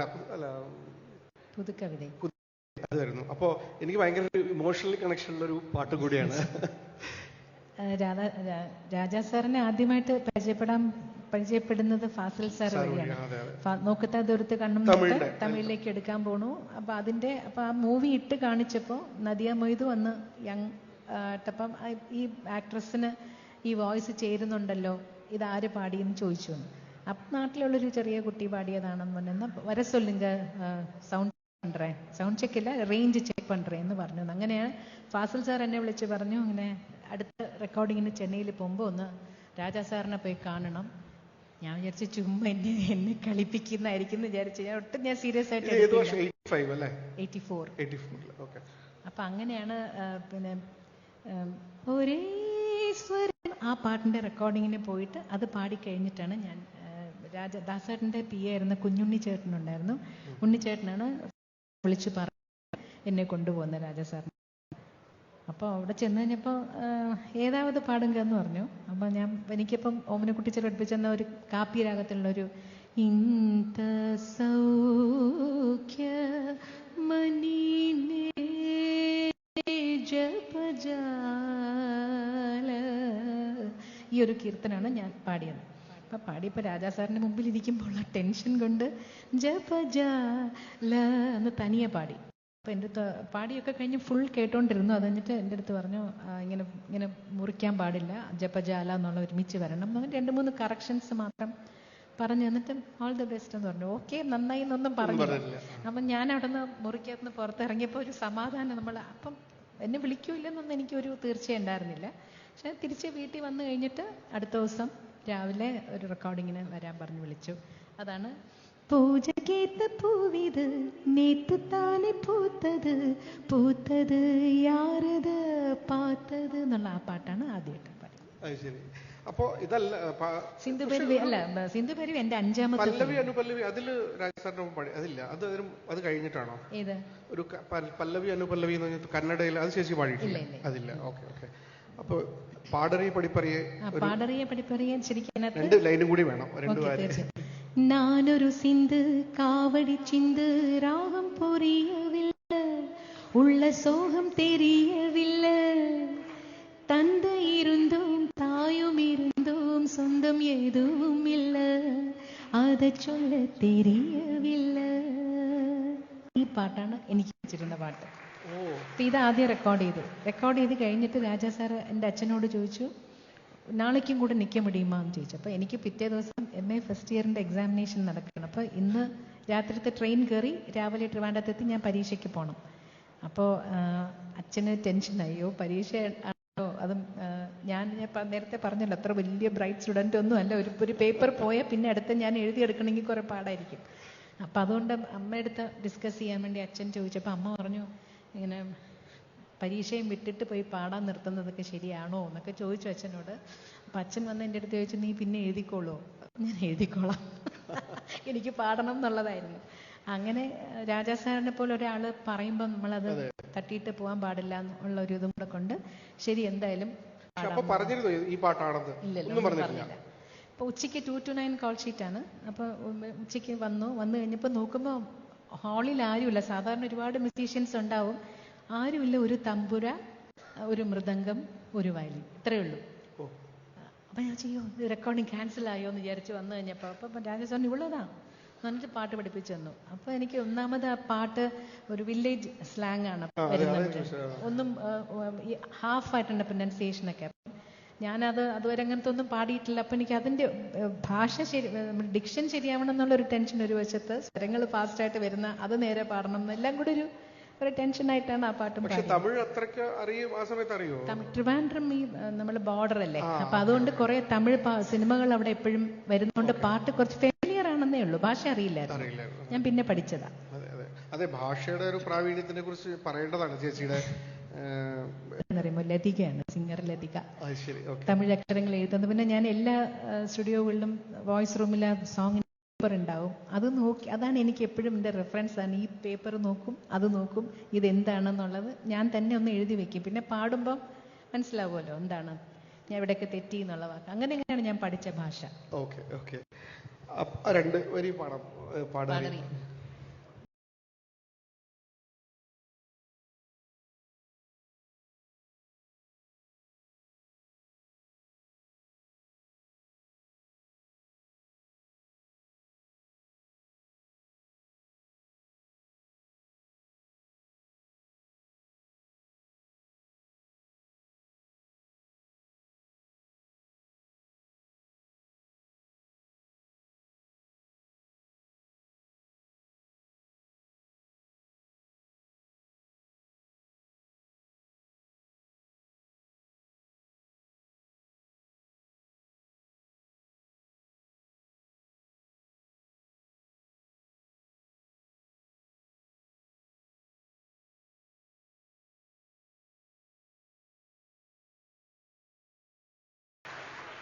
രാജസ്ഥാനിൽ എന്തൊക്കെയാണ് അപ്പോൾ ചേച്ചിയുടെ കരിയറിൽ എന്തൊക്കെയാണ് പഠിച്ചത്, എന്തൊക്കെയാണ്? രാജാ സാർ ആദ്യം ചെയ്ത എന്താ അറിയോ, പൂവേ പൂച്ചൂടവാ എൻ്റെ നെഞ്ചിൽ പാൽവാർക്കവ, ഇതാണ് നോക്കത്താ ദൂരത്ത് കണ്ണുനീരിൻ്റെ ആ പൂവേ പൂച്ചൂടവ എന്നുള്ള സിനിമയ്ക്ക് വേണ്ടി ആദ്യം പാടിയത്. അപ്പോൾ ഇത് പാടിക്കഴിഞ്ഞിട്ട് എൻ്റെ അടുത്ത് കൺസോളിൽ വന്നിട്ട് എൻ്റെ അടുത്ത് ഒരു കസേര ഇട്ടെൻ്റെ അവിടെ ഇരിക്കാൻ പറഞ്ഞു. എന്നിട്ട് ഇത് കേട്ട് ഇതിൻ്റെ തപ്പ് നീ എന്ന് പറഞ്ഞു. അതായത് സെൽഫ് ക്രിറ്റിസിസം, ഞാൻ എന്തൊക്കെ തെറ്റ് ഞാൻ തന്നെ കണ്ടുപിടിച്ച് പറയാൻ പറഞ്ഞു. അതെനിക്കൊരു വലിയൊരു ഉപകാരമായി എന്ന് ഞാൻ വിചാരിക്കുന്നു. പിന്നെയും നമുക്ക് എപ്പോഴും ഇപ്പം എൻ്റെ ഒരു പാട്ട് ഒരു ഷോപ്പിലൊക്കെ പോകുമ്പോൾ എൻ്റെ പാട്ട് ഇടുകയാണെങ്കിൽ എനിക്ക് എൻ്റെ തെറ്റുകൾ മാത്രമേ എൻ്റെ കാതിൽ ആദ്യം കേൾക്കുള്ളൂ. ഇപ്പൊ കാതെങ്ങനെ ആയിപ്പോയി. ഒരു വിധത്തിൽ എന്നെ ലൈഫ് ലോങ് ലെസൺ ആണ്. തീർച്ചയായിട്ടും അതിപ്പോഴും നമ്മുടെ ഇപ്പോഴത്തെ ഈ വർഷത്തിന്റെ ടോപ്പിക്കുമായിട്ട് ബന്ധപ്പെട്ട്, കലർപ്പുകൾ എന്ന് പറഞ്ഞ ടോപ്പിക്കുമായിട്ട് ബന്ധപ്പെട്ടിട്ട് എനിക്ക് ചേച്ചിയുടെ കരിയറുമായിട്ട് ഞാനിങ്ങനെ ഒരു കണക്ഷൻ നോക്കുമ്പോൾ എനിക്ക് തോന്നുന്നത് ഭാഷയുമായിട്ടുള്ള ചേച്ചിയുടെ ഒരു കണക്ഷനാണ്. 25ഓളം ഭാഷകളിൽ ചേച്ചി പാടിയിട്ടുണ്ട്. 18ഓളം നമ്മുടെ ഇന്ത്യയിലെ ഭാഷകളിലും 7 വിദേശ ഭാഷകളിലൊക്കെ പാടിയിട്ടുണ്ട്. ചേച്ചി വളരെ ഭംഗിയായിട്ട് 4 സൗത്ത് ഇന്ത്യൻ ഭാഷകളിലും സംസാരിക്കും, അത് ഞാൻ കണ്ടിട്ടുണ്ട്. അതുകൂടാതെ അല്ലേ, കന്നഡ പോരാ എന്നാലും നന്നായിട്ടത് സംസാരിക്കുന്നുണ്ട്, ഞാൻ കണ്ടിട്ടുള്ളതാണ്. ഇപ്പൊ കീരവാണി സാർ വന്നപ്പോൾ അദ്ദേഹത്തിനോട് തെലുങ്കിൽ സംസാരിക്കുന്നതൊക്കെ കണ്ടിട്ടുള്ളതാണ്. ഹിന്ദിയും ഒക്കെ ആ ഒരു ഭാഷയോടുള്ള ഒരു അത് കാരണം അത് ഒരുപാട് വ്യത്യാസം വരുമല്ലോ ഒരു സിംഗറെ സംബന്ധിച്ചിടത്തോളം.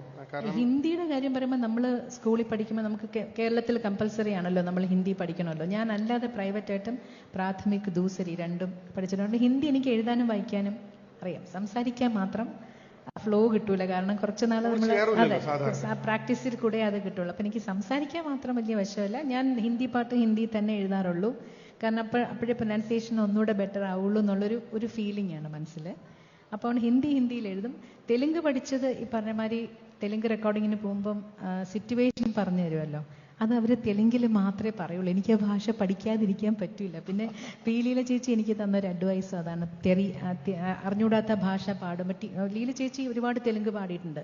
അപ്പോൾ ഒരു മാസ്റ്ററെ വെച്ച് പഠിച്ചിട്ടാണ് പാടിയിട്ടുള്ളത്. അപ്പം എൻ്റെ തൊണ്ട് നീയും പഠിക്കണം തെലുങ്ക് പാട്ട് പാടാൻ പോകുന്നതിന്. ഞാൻ മാസ്റ്ററിനെ ഒന്നും വെച്ചില്ല, എനിക്ക് SPB സാറാണ് അക്ഷരങ്ങൾ എഴുതി തന്നത്. അത് വെച്ച് ഈ പറഞ്ഞ മാതിരി വോയിസ് റൂമിലുള്ള സോങ് കോപ്പി ഉണ്ടാവുമല്ലോ, അത് നോക്കി ഞാൻ എഴുതി പഠിച്ച് അങ്ങനെ പഠിച്ചതാണ്. പക്ഷെ ആ ഒരു ഭാഷയുടെ ചേച്ചിയുടെ ഓരോ ഈവൻ പിയവസന്തി ആയാലും ഹിന്ദിയിലായാലും ഒക്കെ. പക്ഷെ ഈ വിദേശ ഭാഷകളൊക്കെ എങ്ങനെയാ, അതൊക്കെ എങ്ങനെയാ? ഇപ്പൊ ഒറിയ ബംഗാളി ഒക്കെ പാടുമ്പോൾ എനിക്ക് ഒട്ടും അറിയില്ല. അപ്പൊ അതിന് നമുക്ക് കുറച്ച് കൂടുതൽ സമയം എടുക്കേണ്ടി വരും. അവരുടെ ഉച്ചാരണം കണ്ടിട്ട് ഞാൻ അവരുടെ വായ പോകുന്ന അനുസരിച്ച് ഞാനൊരു കോഡ് ഭാഷ വല്ലതും ഉണ്ടാക്കി ഓ ഒക്കെ എങ്ങനെ എഴുതും, അപ്പൊ അതിനൊക്കെ എന്തെങ്കിലും ഒരു കോഡ് ഇട്ട് വെക്കും. അപ്പൊ അത് അങ്ങനെ ശ്രമിച്ചു. അപ്പൊ കുറെ കൂടുതൽ സമയം എടുക്കും. പിന്നെ ഓരോ വാക്കുകളുടെയും അർത്ഥം അവർ പറഞ്ഞു തരും. അങ്ങനെ അറിയാത്ത ഭാഷ പാടുമ്പോൾ കുറച്ച് കൂടുതൽ എഫേർട്ട് ഇടണം. പക്ഷെ ഹിന്ദിയെ കുറിച്ച് സംസാരിച്ചപ്പോൾ വളരെ ഫേമസ് ആയിട്ട് ഉള്ള ഒരു ആൽബം ആയിരുന്നല്ലോ പിയ ബസന്തി. അതെ, അതൊക്കെ സുൽത്താൻ ഖാൻ സാഹിബിന്റെ കൂടെയുള്ള ആ ഒരു ഇതും അത് എങ്ങനെയായിരുന്നു ആ എക്സ്പീരിയൻസ്? എങ്ങനെ? സോണി മ്യൂസിക്കിന്റെ ആയിരുന്നു ആൽബം. അപ്പോൾ അത് സന്ദേശ് സൻലിയ എന്ന് പറഞ്ഞ അദ്ദേഹമാണ്, അദ്ദേഹത്തിന്റെ മ്യൂസിക് ആയിരുന്നു. എനിക്ക് തോന്നുന്നു അദ്ദേഹം സജസ്റ്റ് ചെയ്തിട്ടാണ് എന്നെ വിളിച്ചതെന്ന് തോന്നുന്നു. സൗത്ത് ഇന്ത്യൻ പാട്ടുകൾ കേട്ടിട്ട് അങ്ങനെ വിളിച്ചതാണ്. പിന്നെ സുൽത്താൻ ഖാൻ സാഹിബിന്റെ ഞാൻ ആദ്യം അദ്ദേഹം ഇൻസ്ട്രുമെന്റ് വായിക്കുന്നത് മാത്രമേ കണ്ടിട്ടുള്ളൂ. അപ്പൊ അദ്ദേഹം പാടും എന്ന് എനിക്ക് അറിയില്ലായിരുന്നു. അങ്ങനെയാണ് ആദ്യമായിട്ട് അദ്ദേഹത്തിനെ എനിക്ക് ഭയങ്കര ടെൻഷനായിരുന്നു കണ്ടപ്പോൾ. പക്ഷെ അദ്ദേഹം വളരെ എന്താ പറയണ്ട, ഒരു വളരെ തമാശയൊക്കെ പറഞ്ഞ് അങ്ങനത്തെ ഒരു മനുഷ്യനായിരുന്നു. അപ്പൊ അതുകൊണ്ട് എൻ്റെ ഒപ്പം പാടിയില്ല, ഞാൻ പാടുമ്പോൾ പക്ഷെ അവിടെ ഇരിപ്പുണ്ടായിരുന്നു. അവിടെ ഇരുന്ന് ത്രൂ ഔട്ട് കേട്ട ശേഷമാണ് പിന്നെ പിറ്റേ ദിവസമാണ് അദ്ദേഹം പാടിയത്. ചെല്ലുമ്പോഴൊക്കെ ആൾക്കാർ ചോദിക്കും അങ്ങനെ ഒരു അതെ, അദ്ദേഹം സക്കീർ ഹുസൈൻ സാർ എല്ലാവരുടെ ഒരു ഗ്രൂപ്പായിട്ട് അവർ പ്രോഗ്രാമിന് പോകുമ്പോൾ ഇദ്ദേഹത്തിനെ കാണുമ്പോൾ പിയ ബസന്തി എന്ന ഓഡിയൻസ് നിന്ന് റിക്വസ്റ്റ് വരുമ്പോൾ അത് ചിത്രാജി നഹി ഹേ എന്ന് പറയുമ്പോൾ സക്കീർ ഹുസൈൻ സാർ പാടിക്കൊടുക്കുമായിരുന്നു എന്റെ പോർഷൻ. സക്കീർ ഹുസൈൻ സാർ പാടിയിരുന്നത്. പക്ഷെ ആ ഒരു എക്സ്പീരിയൻസും ഒരുപാട് ഹെൽപ്പ് ചെയ്തിട്ടുണ്ട്. അതിന്റെ 2 വോള്യൂം, അത് ഫസ്റ്റ് വോള്യൂം ഹിറ്റ് ആയപ്പോൾ സെക്കൻഡ് ഒരു വോള്യൂം കൂടെ റെക്കോർഡ് ചെയ്തിട്ടുണ്ട്. അത് ഇറങ്ങി. പിന്നെ ഒരുപാട് പേർക്ക് അറിയോന്നറിയില്ല, ചേച്ചിയുടെ ഒരു അടിപൊളി ഒരു റോക്ക് റെഗാരാഗ അല്ലെ, ഇപ്പോഴത്തെ സലീം സുലൈമാൻ മ്യൂസിക് ഡ്യൂവിന്റെ ആദ്യത്തെ സംരംഭം. അത് ശരിക്കും അഹെഡ് ഓഫ് ഇറ്റ്സ് ടൈംസ് എന്ന് പറയണം. ശരിക്കും അത് ഇപ്പോഴായിരുന്നെങ്കിൽ കുറെ കൂടെ ഹിറ്റ് ആയേനെ. അന്ന് അത്രയ്ക്ക് അങ്ങോട്ട് ശ്രദ്ധിക്കപ്പെട്ടില്ല. ഒരു ഊഡു റാപ്പർ. അതായത് മോഹം കാണിക്കാതെ. ഞാൻ കണ്ടിട്ടില്ല ഇതുവരെ അദ്ദേഹത്തിന്റെ മോഹം. അത് ആരാന്ന് പോലും എനിക്കറിയില്ല. പക്ഷെ അതെങ്ങനെയാ ആ ഒരു പ്രോജക്റ്റിൽ എത്തിയത്? എങ്ങനെയാണ് അത് വിജയൻ ചേട്ടനോട് തന്നെ ചോദിക്കാം. പക്ഷെ അതൊരു ഡിഫറെന്റ് ആയിട്ടുള്ള ഒരു ജോണർ ആയിരുന്നു അല്ലേ? അതെ അതെ അതെ. പിന്നെ അതിന്റെ എനിക്ക് ഏറ്റവും ബുദ്ധിമുട്ടുള്ള ഒരു ഭാഗം എന്ന് പറഞ്ഞാൽ അതിന്റെ വീഡിയോ ഷൂട്ട് ചെയ്തപ്പോ ഭയങ്കര ഫാസ്റ്റ് ആയിട്ട് ദില്ലിലേക്ക് ഹൈറബ എന്നൊരു പാട്ടാണ്. അതന്നെ, അതും ഒരു ഭയങ്കര വല്ലാത്ത എക്സ്പീരിയൻസ് ആയിരുന്നു. വെച്ചാൽ ആ ഒരു ഫോർച്യൂൺ ടെല്ലർ ആയിട്ടാണല്ലോ. അപ്പൊ ആ ക്രിയേറ്റ് ചെയ്യാനായിട്ട് എന്നെ വേഷം കെട്ടിച്ചു. അത് കൂടാതെ ആ സെറ്റിൽ മുഴുവൻ ഈ കറുത്ത ചാർക്കോളിന്റെ പൊടി സ്പ്രേ ചെയ്തിട്ടാണ് ഒരു കറുപ്പ്. അതിൽ നിന്ന് ഇങ്ങനെ പൊടി വീണിട്ട് മൂക്കും എനിക്ക് അലർജിയൊക്കെ ആയി അത് കഴിഞ്ഞപ്പോ. പക്ഷെ പിന്നെ ഈ ലിറിക്സ് മുഴുവൻ ബൈഹാർട്ട് നോക്കാൻ പാടില്ല എവിടെയും, ബൈഹാർട്ട് ചെയ്യണ്ടേ. ഇപ്പൊ ഇത്രയും കടപടപടപടന്ന് പോകുന്ന വരികൾ ഇങ്ങനെ ബൈഹാർട്ട് ചെയ്യുന്നത് അതെനിക്ക് ഭയങ്കര ചലഞ്ച് ആയിരുന്നു. ഓക്കെ, ഇപ്പോ ചേച്ചി ഈ ഒരു എവല്യൂഷൻ ഇപ്പൊ ഒരുപാട് വർഷങ്ങൾക്ക് ശേഷം ഒരു ഇപ്പൊ എങ്ങനെ നോക്കിക്കണം? ഞാനിപ്പോ ഞാൻ പറഞ്ഞില്ല, 1-2 പേരോട് ഞാൻ ചോദ്യങ്ങൾ ചോദിച്ചിരുന്നു. അപ്പോൾ ഞാനിങ്ങനെ വേണുവേട്ടനോട് ചോദിച്ചു, ഇങ്ങനെ ചിത്ര ചേച്ചിയായിട്ടൊന്നൊരു പ്രോഗ്രാം ഉണ്ട്, ചേച്ചിയോട് എന്തെങ്കിലും ചോദിക്കാനുണ്ട്. അപ്പൊ വേണുവേട്ടനൊരു ചോദ്യം എൻ്റെ അടുത്ത് ചേച്ചിയോട് ചോദിക്കാൻ വേണ്ടിയിട്ട്. ആ ഒരു ചോദ്യം ഇതായിരുന്നു, ചിത്ര ചേച്ചി ഈ ഒരു കഴിഞ്ഞ 4-4.5 ഡെക്കേഡായിട്ട് ഒരുവിധം പല രീതിയിലുള്ള ജോണറുകളിലും പാടിയിട്ട് ലൈവ് റെക്കോർഡിങ്ങിൽ നിന്ന് ഇപ്പോൾ ടെക്നോളജിയിലേക്കും വന്നിട്ടുണ്ടല്ലോ. അപ്പോൾ ഈ ഒരു ട്രാൻസിഷൻ എങ്ങനെയാണ് കണ്ടിട്ടുള്ളത്? എന്തായിരുന്നു ആ ഫീലിംഗ്? എങ്ങനെയാണ് ആ ഒരു എവല്യൂഷൻ? അതിൽ ചേച്ചിയുടെ ഒരു ശൈലിക്ക് എന്തെങ്കിലും മാറ്റങ്ങൾ വരുത്തിയിട്ടുണ്ടോ? എങ്ങനെയാണ് അതിനെ അഡ്ജസ്റ്റ് ചെയ്തത്? അല്ല, എനിക്ക് ഇപ്പോഴും ഇഷ്ടം എന്താണെന്ന് ചോദിച്ചാൽ ആ പഴയ ലൈവ് റെക്കോർഡിംഗ് തന്നെയാണ് ഇഷ്ടം. കാരണം ഒരുവിധമുള്ള ഫീഡ്ബാക്ക് ഒക്കെ നമുക്ക് അപ്പം തന്നെ കിട്ടും.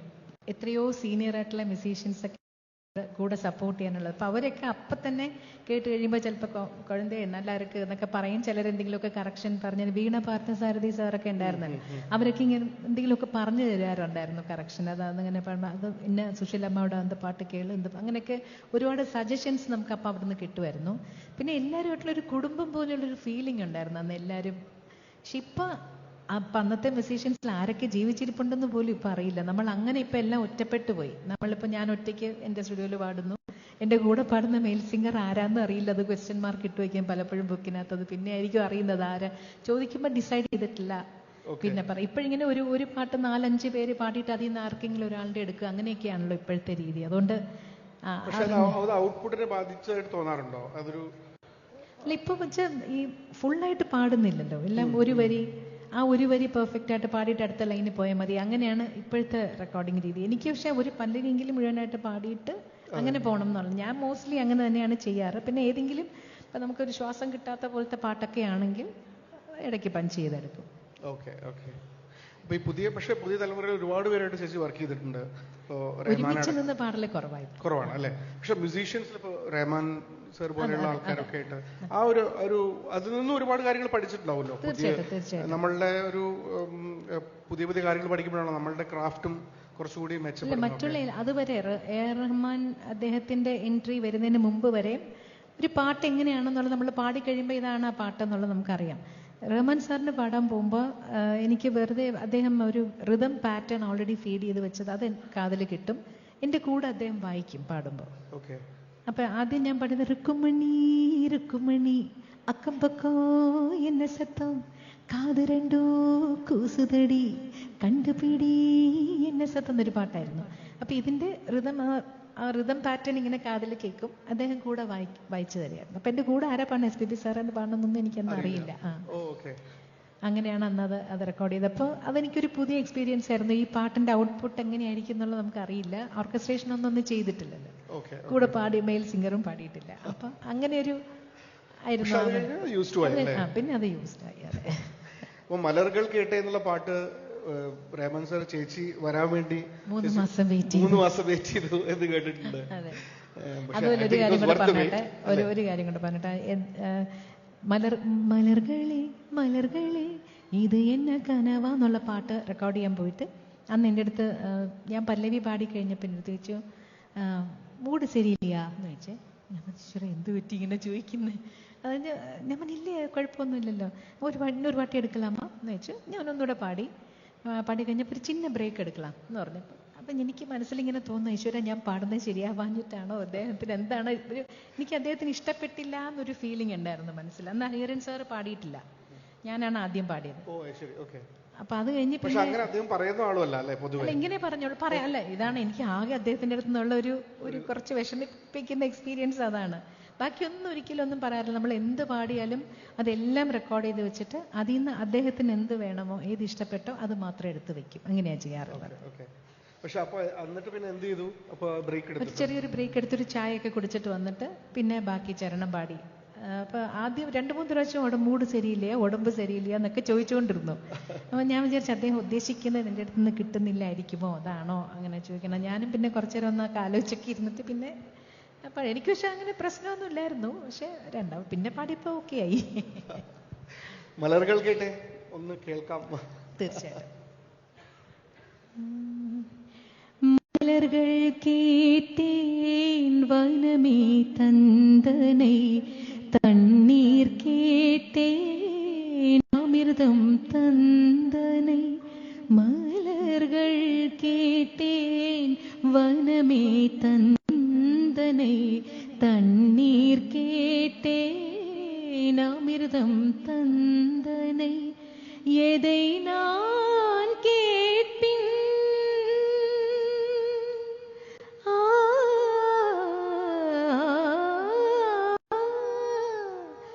எதை நான் கேட்பின் உனையே தருவாய் எதை நான் கேட்பின் உனையே தருவாய் மலர்கள் கேட்டேன் வனமே தந்தனை தண்ணீர் கேட்டேன் அமிர்தம் தந்தனை மலர்கள் கேட்டேன் மலர்கள் கேட்டேன் மலர்கள் கேட்டேன் மலர்கள் கேட்டேன் எதை நான் கேட்பின் உனையே தருவாய் கமகமரி மகரி சனிரிசா பமகமத மகரி சனிரிசா கமசானி சதனி மதகமரி கச நிசத நிச நிசமாகக நிச பமமக சனிச கமக ரினித மமக கமக கமரி கனிரி நிகரி மகரி ச பமத மனிதனி மதகமரி கச மலர்கள் கேட்டேன் வனமே தந்தனை தண்ணீர் கேட்டேன் அமிர்தம் தந்தனை.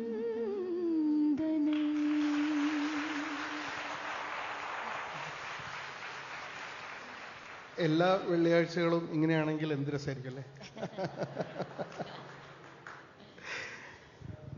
ഓക്കെ.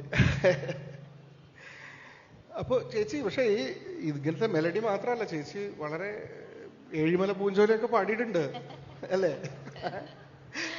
അത് ഇവരെ ശരതേട്ടൻ പറയണ പോലെ ഒരുപാട് ഗുമ്മുള്ള പാട്ടുകളൊക്കെ പാടിയിട്ടുണ്ട്. അതൊക്കെ എങ്ങനെയാ അപ്പോ?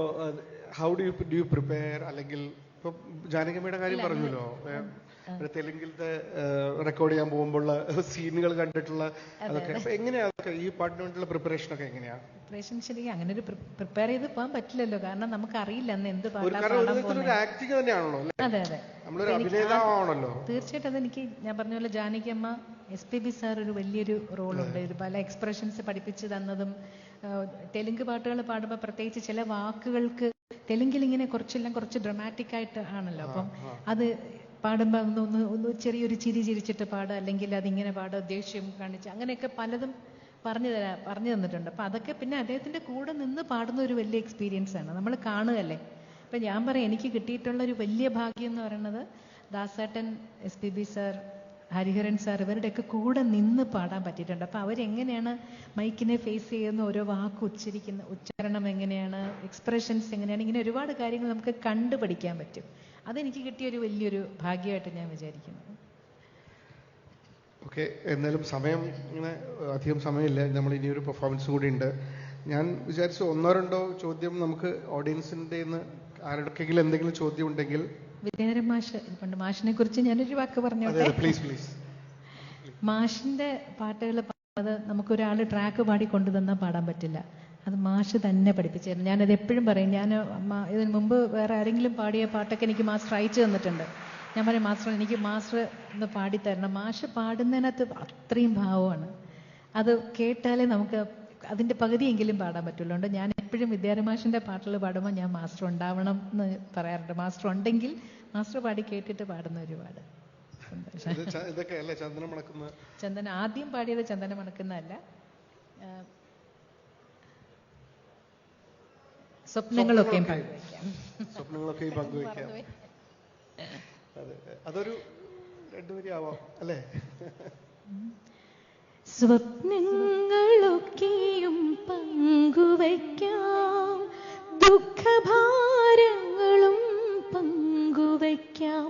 ഇനി സ്വപ്നങ്ങളൊക്കെയും പങ്കുവയ്ക്കാം, ദുഃഖഭാരങ്ങളും പങ്കുവയ്ക്കാം. ആശതൻ തേനും നിരാശതൻ കണ്ണീരും ആത്മദാഹങ്ങളും പങ്കുവയ്ക്കാം. ഇനി സ്വപ്നങ്ങളൊക്കെയും പങ്കുവയ്ക്കാം, ദുഃഖഭാരങ്ങളും പങ്കുവയ്ക്കാം. Thank you. ഞാൻ 2 ചോദ്യം അല്ലേ ഓഡിയൻസിന്. ഞാൻ മൈക്ക് ഒന്ന് ഇങ്ങോട്ട് വന്നിട്ട് ആർക്കെങ്കിലും ചോദ്യങ്ങൾ ചോദിക്കാനുണ്ടെങ്കിൽ ഇവിടെ വരാം അല്ലേ? വരും. പേര് പറഞ്ഞിട്ട് ചോദ്യം. പാട്ട് പാടാൻ വേണ്ടിട്ട് മാത്രമല്ലല്ലോ പറയാ, പാട്ട് പാടാനാണോ പറയാ? നമസ്കാരം മാം. എനിക്കൊന്ന് ഈ ഒരു നിമിഷത്തിൽ എനിക്ക് എന്താ പറയണ്ടതെന്ന് പോലും അറിയില്ല. എന്റെ പേര് ശ്വേത. ഇത്ര അടുത്ത് നിന്ന് മാമുമായിട്ട് സംസാരിക്കാൻ സാധിച്ചു തന്നെ എനിക്ക് ജീവിതത്തിൽ ഒരിക്കലും മറക്കാൻ പറ്റാത്തൊരു അവസരമായിരിക്കും. എനിക്ക് ചോദിക്കാനുള്ളത്, ഞാൻ പഴയ പാട്ടുകളുടെ ഒരു കടുത്ത ആരാധികയാണ്. എനിക്ക് പഴയ പാട്ടുകളൊക്കെയാണ് ഇഷ്ടം. അപ്പം ഒബ്വിയസ്ലി മാമിൻ്റെ പാട്ടുകളൊക്കെ കേട്ട് വളർന്നിട്ടുള്ള ഒരാളാണ്. എനിക്ക് ചോദിക്കാനുള്ളത്, ഇന്നത്തെ കാലഘട്ടത്തിൽ ഇപ്പം ആലാപനത്തിൻ്റെ ശൈലീഭേദങ്ങൾ എന്നാണ് നമ്മുടെ വിഷയം തന്നെ. അപ്പോൾ ഇന്നത്തെ കാലഘട്ടത്തിലെ പാട്ടുകളുടെ ശൈലിയിലും ആ ഒരു രീതിയിലുമൊക്കെ മാറ്റങ്ങൾ വന്നിട്ടുണ്ടാവും. ഇപ്പോൾ എത്രത്തോളം രാഗാധിഷ്ഠിതമാണെന്ന് ചോദിച്ചാൽ തന്നെ ചിലപ്പോൾ കുറച്ച് അത്ര അധികം പണ്ടത്തെ പോലെ ആയിരിക്കില്ല. ഇപ്പോൾ വിദ്യാധര മാസ്റ്ററൊക്കെ ഇവിടെ ഇരിക്കുന്നുണ്ട്. അപ്പം ആ ഒരു പാട്ടുകളുടെയൊക്കെ ഒരു ശൈലിയിൽ നിന്ന് മാറിയിട്ടുണ്ട്. അപ്പോൾ അതിനെക്കുറിച്ച് എന്തെങ്കിലും പരാമർശിക്കാൻ തോന്നുന്നുണ്ടോ? അതായത് ഇപ്പോഴത്തെ ഒരു പാട്ടുകളുടെ ശൈലിയിൽ വന്ന മാറ്റങ്ങളെ കുറിച്ച് എന്തെങ്കിലും, അത് പഴയ പാട്ടുകളെ അപേക്ഷിച്ച്? എനിക്കൊരു കോൺട്രവേഴ്സി കൊണ്ടുപോയി തലയിടാൻ താല്പര്യമില്ല. എന്നാലും ഈ ചോദിച്ച ചോദ്യത്തിന് എനിക്ക് തോന്നുന്ന ഒരു ചെറിയ കാര്യം പറയാം. പണ്ടൊക്കെ ഓരോ പാട്ടും, പ്രത്യേകിച്ച് ദക്ഷിണാമൂർത്തി സ്വാമി, അതുപോലെ പിന്നെ ദേവരാജ മാസ്റ്റർ, എല്ലാം ഒരു രാഗം ബേസ് ചെയ്തിട്ടായിരുന്നു. അത് ബാബുക്ക അങ്ങനെ ആയിരുന്നില്ല. ബാബുക്കയ്ക്ക് അദ്ദേഹത്തിന്റെ മനസ്സിൽ നിന്ന് വരുന്നത് അദ്ദേഹം പാടുമായിരുന്നു. പക്ഷെ മറ്റുള്ളവരൊക്കെ ഒരു രാഗത്തിന്റെ എസെൻസ് എന്താണെന്നുള്ള അവരുടെ ഒരു പാട്ടെന്ന് നമുക്ക് പഠിക്കാൻ പറ്റുമായിരുന്നു, സിനിമാ പാട്ടുകളാണെങ്കിൽ പോലും. അപ്പൊ അത്രയും രാഗ ബേസ്ഡ് ആയിരുന്നു അന്നത്തെ കാലത്ത്. അത് കഴിഞ്ഞപ്പോൾ അത് കുറച്ച് മാറി വന്നു. ഇപ്പൊ എനിക്ക് ഒരിടയ്ക്ക് ഭയങ്കരമായിട്ടൊരു വെസ്റ്റേൺ കൾച്ചർ നമ്മുടെ അതിനകത്തോട്ട് കയറി വന്നിരുന്നു. ഇപ്പൊ കാണുന്ന എന്താ വെച്ചാൽ, അങ്ങനെ ഞങ്ങളൊക്കെ സംഗീതം പഠിക്കുന്ന സമയത്ത് പല്ലവി, അനുപല്ലവി, ചരണം, അങ്ങനെ ഒരു ഫോമാറ്റ് ഉണ്ടായിരുന്നു. ഇപ്പൊ അങ്ങനെ ഇല്ല. സ്റ്റാൻസാസ് ആണ്. ചിലപ്പോൾ ഒരു സ്റ്റാൻസ മാത്രമേ ഉണ്ടാവുള്ളൂ. അത് ചിലപ്പോൾ ഭയങ്കര വലുതായിരിക്കും. ചരണം എന്ന് പറഞ്ഞാൽ ചിലപ്പോൾ 4 വരിയേ ഉണ്ടാവുള്ളൂ. ഒരു മൊത്തത്തിലൊരു ഫോമാറ്റ് മാറിയിട്ടുണ്ട്. പിന്നെ പല സംഗീത സംവിധായകരും ഞാൻ കേട്ടിട്ടുള്ള, ഇപ്പോഴത്തെ പറഞ്ഞു കേട്ടിട്ടുള്ളത്, സിനിമയിൽ പാട്ട് വരുന്ന സമയത്ത് എല്ലാവരും ഇറങ്ങി വെളിയിൽ പോവും, സ്മോക്ക് ചെയ്യാൻ പോവും, ബാത്റൂമിൽ പോവും. അതുകൊണ്ട് ഷോർട്ടായിട്ടൊരു പാട്ട്. അങ്ങനെയാണ് ഇപ്പോൾ ഒരു പടത്തിൽ കൊച്ചായിട്ടൊരു 12-14 പാട്ടൊക്കെ ചിലപ്പോൾ നമ്മളിപ്പോൾ കാണുന്നുണ്ടല്ലോ. അപ്പൊ ഈ കാലം മാറുന്നതിനനുസരിച്ച് മാറും, നമ്മളും കൂടെ അങ്ങ് പോവുക, അത്രയേ ഉള്ളൂ. ഇനി കൂടുതൽ ക്രിട്ടിസൈസ് ചെയ്യാൻ നിൽക്കുന്നില്ല. Thank you so much. Thank you so much. Thank you Shweta. ഇനി ആരെങ്കിലും ഉണ്ടോ?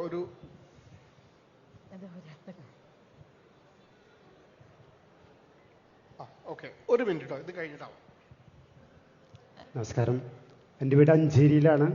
സലേഷ് എന്നാണ് പേര്. ചേച്ചി നമസ്കാരം. ആദ്യമായിട്ടാണ് നേരിട്ട് കാണുന്നത്.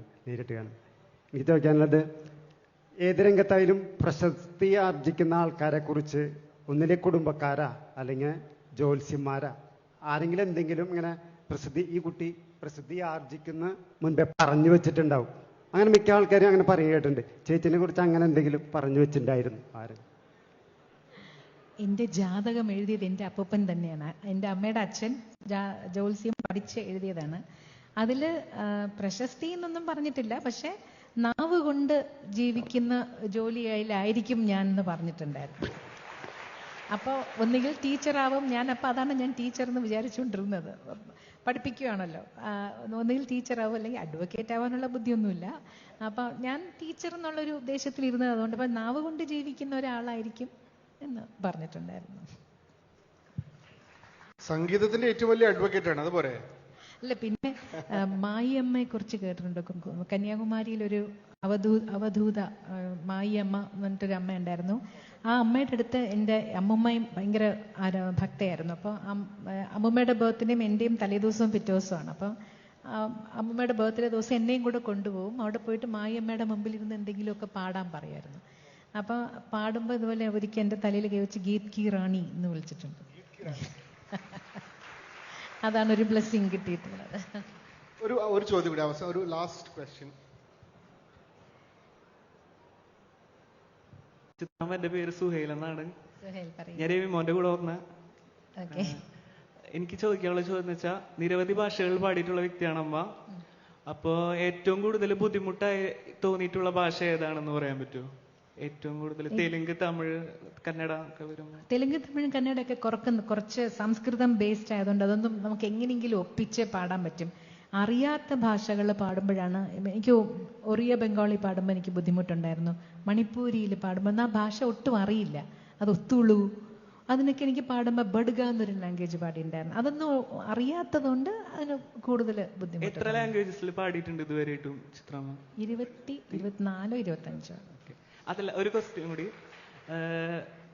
ചേച്ചിയുടെ മറ്റേ തെലുങ്ക് പാട്ടില്ലേ, എങ്കേനത് കവിത, അതിന്റെ തെലുങ്ക് അത് 2 വരി ഞങ്ങൾക്ക് വേണ്ടി ഒന്ന് പാടാമോ?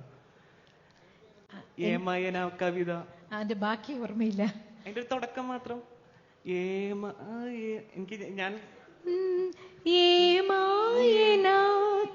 അതല്ല, ഞാൻ തമിഴ്, അതിന്റെ തമിഴ് പാടാം. വേറെ ഏതെങ്കിലും ഒരു തെലുങ്ക് പാടിയാൽ മതിയോ? അത് മതി.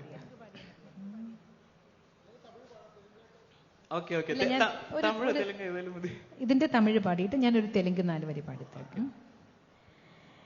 എങ്കേ எனது കവിതൈ കനവിലേ എഴുതി മടിത്ത കവിതൈ, എങ്കേ எனது കവിതൈ കനവിലേ എഴുതി മടിത്ത കവിതൈ, விழியில் கரைந்து விட்டதோ அம்மம்மா, விடியல் அழித்து விட்டதோ, கவிதை தேடித் தாருங்கள், இல்லை என் கனவை மீட்டுத் தாருங்கள், எங்கே எனது கவிதை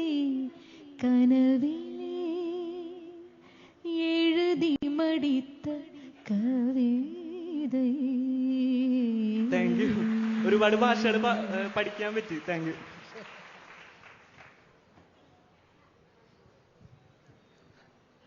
സോറി, സമയം. Okay, quick one.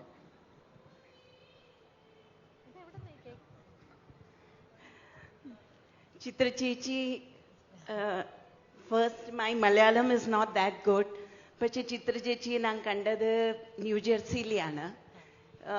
You had come to award my dearest friend Suma Nair for the Nightingale of New Jersey. അപ്പോ കണ്ടതാണ്.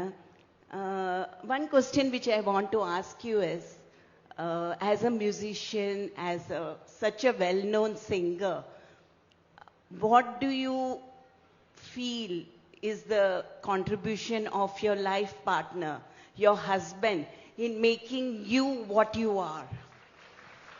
ഡെഫിനറ്റ്ലി അത് ഞാൻ മലയാളത്തിൽ പറഞ്ഞോട്ടെ, അപ്പൊ എല്ലാവർക്കും മനസ്സിലാവും. അതായത് തീർച്ചയായിട്ടും ഒരു ഫീമെയിൽ ഒരു ലേഡിക്ക് തീർച്ചയായിട്ടും ഹസ്ബൻഡിന്റെ സപ്പോർട്ട് ഇല്ലെങ്കിൽ നമുക്ക് മുമ്പോട്ട് പോകാൻ ബുദ്ധിമുട്ട് തന്നെയാണ്.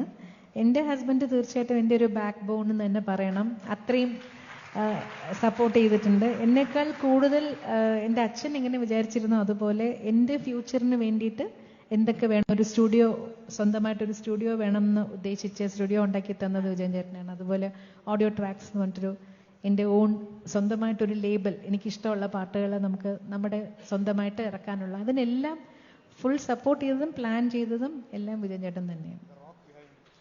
Was it an arranged marriage? Yes, arranged marriage. ചേച്ചി ഒരു ഹിന്ദി സോങ് പ്ലീസ്, ഒരു ഹിന്ദി സ്മോൾ വൺ ലൈൻ. എന്ത് പറഞ്ഞു? പിയ ബസന്തി വേണോ? ഒരു മെലഡി പാടട്ടെ? പരിണീത പാടട്ടെ, അത് മെലഡിയാണ്. रात हमारी तो चांद की सहेली है, कितने दिनों के बाद आई वो अकेली है. संझा की बातें भी कोई बुझा दे आज, अंधेरे से जी भर के करनी है बातें आज. अंधेरा रूठा है, अंधेरा ऐठा है, गुमसुम सा कोने में बैठा है. रात हमारी तो चांद की सहेली है, कितने दिनों के बाद आई वो अकेली है. संझा की बातें भी कोई बुझा दे आज, अंधेरे से जी भर के कर है बातें आज. താങ്ക് യു ചേച്ചി. ചേച്ചിയുടെ പാട്ട് കേട്ടിട്ട് മാനസികമായിട്ടുള്ള ഒരുപാട് തളർച്ചയുള്ളവർ അത് അതിജീവിച്ചു എന്ന് നമ്മൾ കേട്ടിട്ടുണ്ട്. ഒരു കേസിൽ അല്ലേ, സൂയിസൈഡ് നിന്നും തിരിച്ചു വന്നിട്ടുണ്ട്. എൻ്റെ പേഴ്സണലി സത്യേട്ടനും കൂടി ഉള്ളത് കൊണ്ട് പറയാൻ, എൻ്റെ ജീവിതത്തിൽ എനിക്ക് ഏറ്റവും ഇഷ്ടപ്പെട്ടിട്ടുള്ള ഒരു പാട്ടാണ് വെണ്ണിലാവോ ചന്ദനമോ. ഞാൻ എൻ്റെ മോൾക്ക് എൻ്റെ പൊട്ട എന്താ പറയാ, ശ്രുതിയില്ലാത്ത പൊട്ട ശബ്ദത്തിൽ എന്നും പാടിക്കൊടുക്കാറുള്ള ഒരു പാട്ടാണ്. കാരണം അത് ചേച്ചി അത് ചേച്ചി പാടില്ലേ, ഇനിയാണ് പൂക്കാലം, ഇത് നിന്റെ സാമ്രാജ്യം എന്ന് ചേച്ചി പറയുമ്പോ everything is okay in life എന്നുള്ളൊരു ഫീലിംഗ് ആണ്. അതായത് ദർ ഇസ് നത്തിങ്, എവ്രിതിങ്. അല്ലെങ്കിൽ ഞാൻ പറയുന്നത് നിങ്ങൾ വിശ്വസിച്ചില്ലെങ്കിൽ ഇനി പോയിട്ട് ആ പാട്ടൊന്ന് കേട്ടു നോക്കൂ. Everything is okay in life എന്നാണ് അത് പറയുന്നത്. അത്രയ്ക്കും ഗംഭീരമാണ്. അതുകൊണ്ട് അത് സത്യേട്ടൻ കൂടി ഉള്ളതുകൊണ്ട് ഞാൻ പറയണം എന്ന് വിചാരിച്ചു. ലാസ്റ്റ് ചോദ്യം ഞാനല്ല ചോദിക്കാൻ പോകുന്നത്, സുജാത ചേച്ചിയോട് ഞാൻ ചോദിച്ചിരുന്നു. അപ്പൊ സുജാത ചേച്ചി ഒരു ചോദ്യം ചോദിക്കാൻ പറഞ്ഞിട്ടുണ്ട്. അതായിരിക്കും ഒരു ഫിറ്റിംഗ് എൻഡ് എന്ന് എനിക്ക് തോന്നുന്നതാണ് ഇന്നത്തെ കോൺവെർസേഷന്റെ. സുജാത ചേച്ചി ചോദിച്ചത് ഇതാണ്, ചിത്ര അങ്ങനെ ചോദിച്ചോട്ടോ, ചിത്ര ഇത്രയും അധികം ജോണറുകളിലും എല്ലാം പാടി ഒരുപാട് ഡിഫറെന്റ് ആയിട്ടുള്ള എല്ലാം പാടി. ഇനി എന്ത് ചെയ്യണം എന്നാണ് ചിത്രയുടെ ആഗ്രഹം? ഇതെനിക്ക് ചെയ്യണം എന്ന്, അതെന്താണ്? മരിക്കുന്നവരെ പാടണം എന്നുള്ളത് തന്നെയാണ് ആഗ്രഹം. താങ്ക് യു ചേച്ചി. അങ്ങനെ തന്നെ ഉണ്ടാവട്ടെ. ഇതുപോലെ എല്ലാവരും അങ്ങനെ തന്നെ കൈയടിക്കട്ടെ അല്ലേ? നമ്മളുടെ എല്ലാവരുടെയും സ്വകാര്യ അഹങ്കാരമായ K Chithra. Thank you so much. വളരെ വളരെ സന്തോഷം ചിത്ര ചേച്ചി. Thank you so much. Peruvanam രാജ്യാന്തര ഗ്രാമോത്സവം 2025 വേദി ധന്യമായി എന്ന് തന്നെ പറയാം. Thank you Kishan Kumar sir. വളരെ സന്തോഷമായ ഒരു സായാഹ്ന സംഭാഷണം എന്ന് തന്നെ പറയാം. Thank you so much. എന്തായാലും ഇവർക്ക് രണ്ടുപേർക്കും ഒരു സ്നേഹോപഹാരം നൽകാതെ എന്തായാലും വേദിയിൽ നിന്നും തിരിച്ചു പോകുന്നത് ശരിയല്ല. അതുകൊണ്ട് തന്നെ നമുക്ക് വേദിയിലേക്ക് നമ്മളോടൊപ്പം മറ്റൊരു വിശിഷ്ട അതിഥിയും കൂടെ വേദിയിലേക്ക് നമുക്ക് സ്വാഗതം ചെയ്യാം. അദ്ദേഹം നമ്മളോടൊപ്പം എത്തിച്ചേർന്നിട്ടുണ്ട്. മറ്റാരുമല്ല, നമ്മുടെ പെരുവനത്തിന്റെ തന്നെ സ്വന്തം, പെരുവനത്തിന്റെ അഭിമാനമായ മേള കുലപതി എന്ന് തന്നെ പറയാവുന്ന നമ്മുടെ പെരുവനം ഇന്റർനാഷണൽ വില്ലേജ് ഫെസ്റ്റിവലിന്റെ രക്ഷാധികാരി കൂടിയായ മറ്റാരുമല്ല ശ്രീ പെരുവനം കുട്ടന്മാരാർ. അദ്ദേഹം കൂടി നമ്മളോടൊപ്പം എത്തിച്ചേർന്നിട്ടുണ്ട്. അദ്ദേഹം കുറച്ചും കൂടി നേരത്തെ ഉണ്ടായിരുന്ന വേദിയിൽ നമ്മളോടൊപ്പം എത്തേണ്ടതായിരുന്നു. പക്ഷെ അദ്ദേഹം ഒരു ഒളരി വേല കൊട്ടി തീർത്ത് ഇങ്ങോട്ട് എത്തിയിട്ടേ ഉള്ളൂ. അതുകൊണ്ടാണ് ഇത്തിരി വൈകിയത്. അദ്ദേഹത്തിനോടൊപ്പം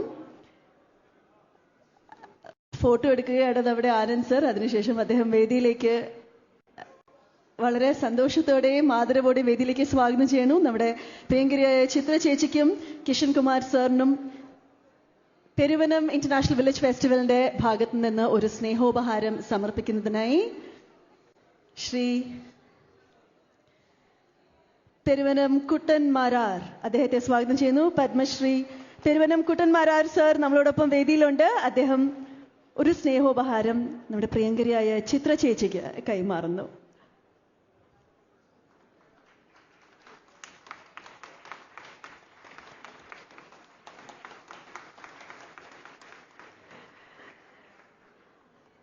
താങ്ക് യു ചിത്ര ചേച്ചി. ഇനിയും ഒരു സ്നേഹോപഹാരം നമ്മുടെ കിഷൻ കുമാർ സാറിനും കൂടി നൽകുന്നതിനായി കുട്ടന്മാരാർ അദ്ദേഹത്തോട് അഭ്യർത്ഥിക്കുന്നു.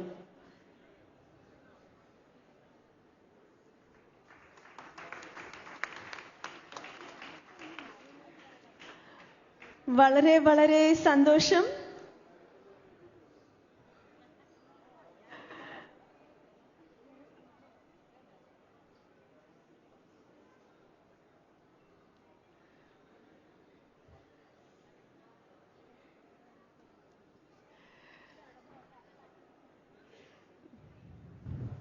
ഇവരുടെ സംഭാഷണം കേൾക്കണം എന്നൊരു ആഗ്രഹമുണ്ടല്ലേ? ഒരു മൈക്ക്.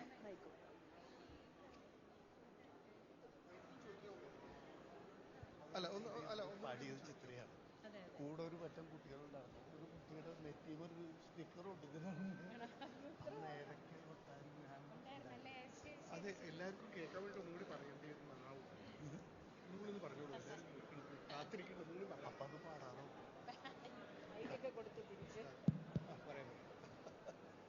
വളരെയേറെ സന്തോഷം. ചിത്ര ചേച്ചിയെയും കിഷോർ കുമാറിന്റെയും പെരുവനം രാജ്യാന്തര ഗ്രാമോത്സവ വേദിയിൽ വെച്ച് ഒരു സ്നേഹോപകാരം നൽകി ആദരിക്കാൻ കഴിഞ്ഞത് എൻ്റെ ഭാഗ്യമാണ്. അവരുടെ കൂടെ അവരെ ആദരിക്കാൻ സാധിച്ചത് എൻ്റെ ഭാഗ്യമാണ്. കൂട്ടത്തിലെ ചോദ്യങ്ങൾ കുറെ കേട്ടു. ഞാൻ തുടങ്ങിയതിന് ശേഷമാണ് വന്നത്. എങ്കിലും ഒരുവിധം കാണാനും കേൾക്കാനും സാധിച്ച സന്തോഷമുണ്ട്. ചിത്ര ചേച്ചിയോട്, എൻ്റെ അനിയത്തിയോട് ഒരു ചോദ്യം ചോദിക്കാൻ ഞാൻ സ്വകാര്യത്തിൽ ചോദിച്ചതാണ്. ഞാൻ ഒരു 80s ചിത്ര പാട്ട് തുടങ്ങിയ കാലം കുട്ടി ആയിട്ട് ഫ്രോക്കോ ഒക്കെ ഇട്ട് തനങ്കിണി സ്റ്റുഡിയോയിൽ റെക്കോർഡിങ്ങിന് വന്നു. MG രാധാകൃഷ്ണൻ സാറായിരുന്നു മ്യൂസിക് ഡയറക്ടർ. അപ്പോൾ അന്ന് ഒരു തില്ലാനയാണ്, സാധു തിരുനാളിൻ്റെ ഒരു തില്ലാനയാണ്. സിനിമയ്ക്ക് വേണ്ടിയിട്ടാണോ വേറെ എന്തിനു വേണ്ടിയാണോ എന്ന് എനിക്കറിയില്ല. ഒരു ഓർമ്മയില്ല. അത് റെക്കോർഡ് ചെയ്തു. അന്ന് അതിൽ ഇടയ്ക്ക കൊട്ടാനാണ് ഞാൻ തരംഗിണിയിൽ ചെന്നത്. അപ്പോൾ ഈ റെക്കോർഡിങ്ങിൻ്റെ അനുഭവം പറയുമ്പോൾ MG കുട്ടാ ഇടയ്ക്ക കരയണു കിർ കിർ, ഈ കയ്യനക്കുമ്പോൾ ഇതിൻ്റെ ശബ്ദം, ആ ഇടയ്ക്ക് കരയുന്നു എന്ന് പറഞ്ഞതും, എന്നിട്ട് ആ തില്ലാനയ്ക്ക് കഷ്ടിച്ച് ഇടയ്ക്ക് ഞാൻ വായിച്ചു. ഒരു ഒറ്റപ്പാട്ടിൻ്റെ റെക്കോർഡിങ്ങിന് വായിച്ചിട്ടുണ്ടാവുള്ളൂ ചിത്രയുടെ ആ പാട്ടാണ് തില്ലാന സ്വാതിരുന്നാളുടെ.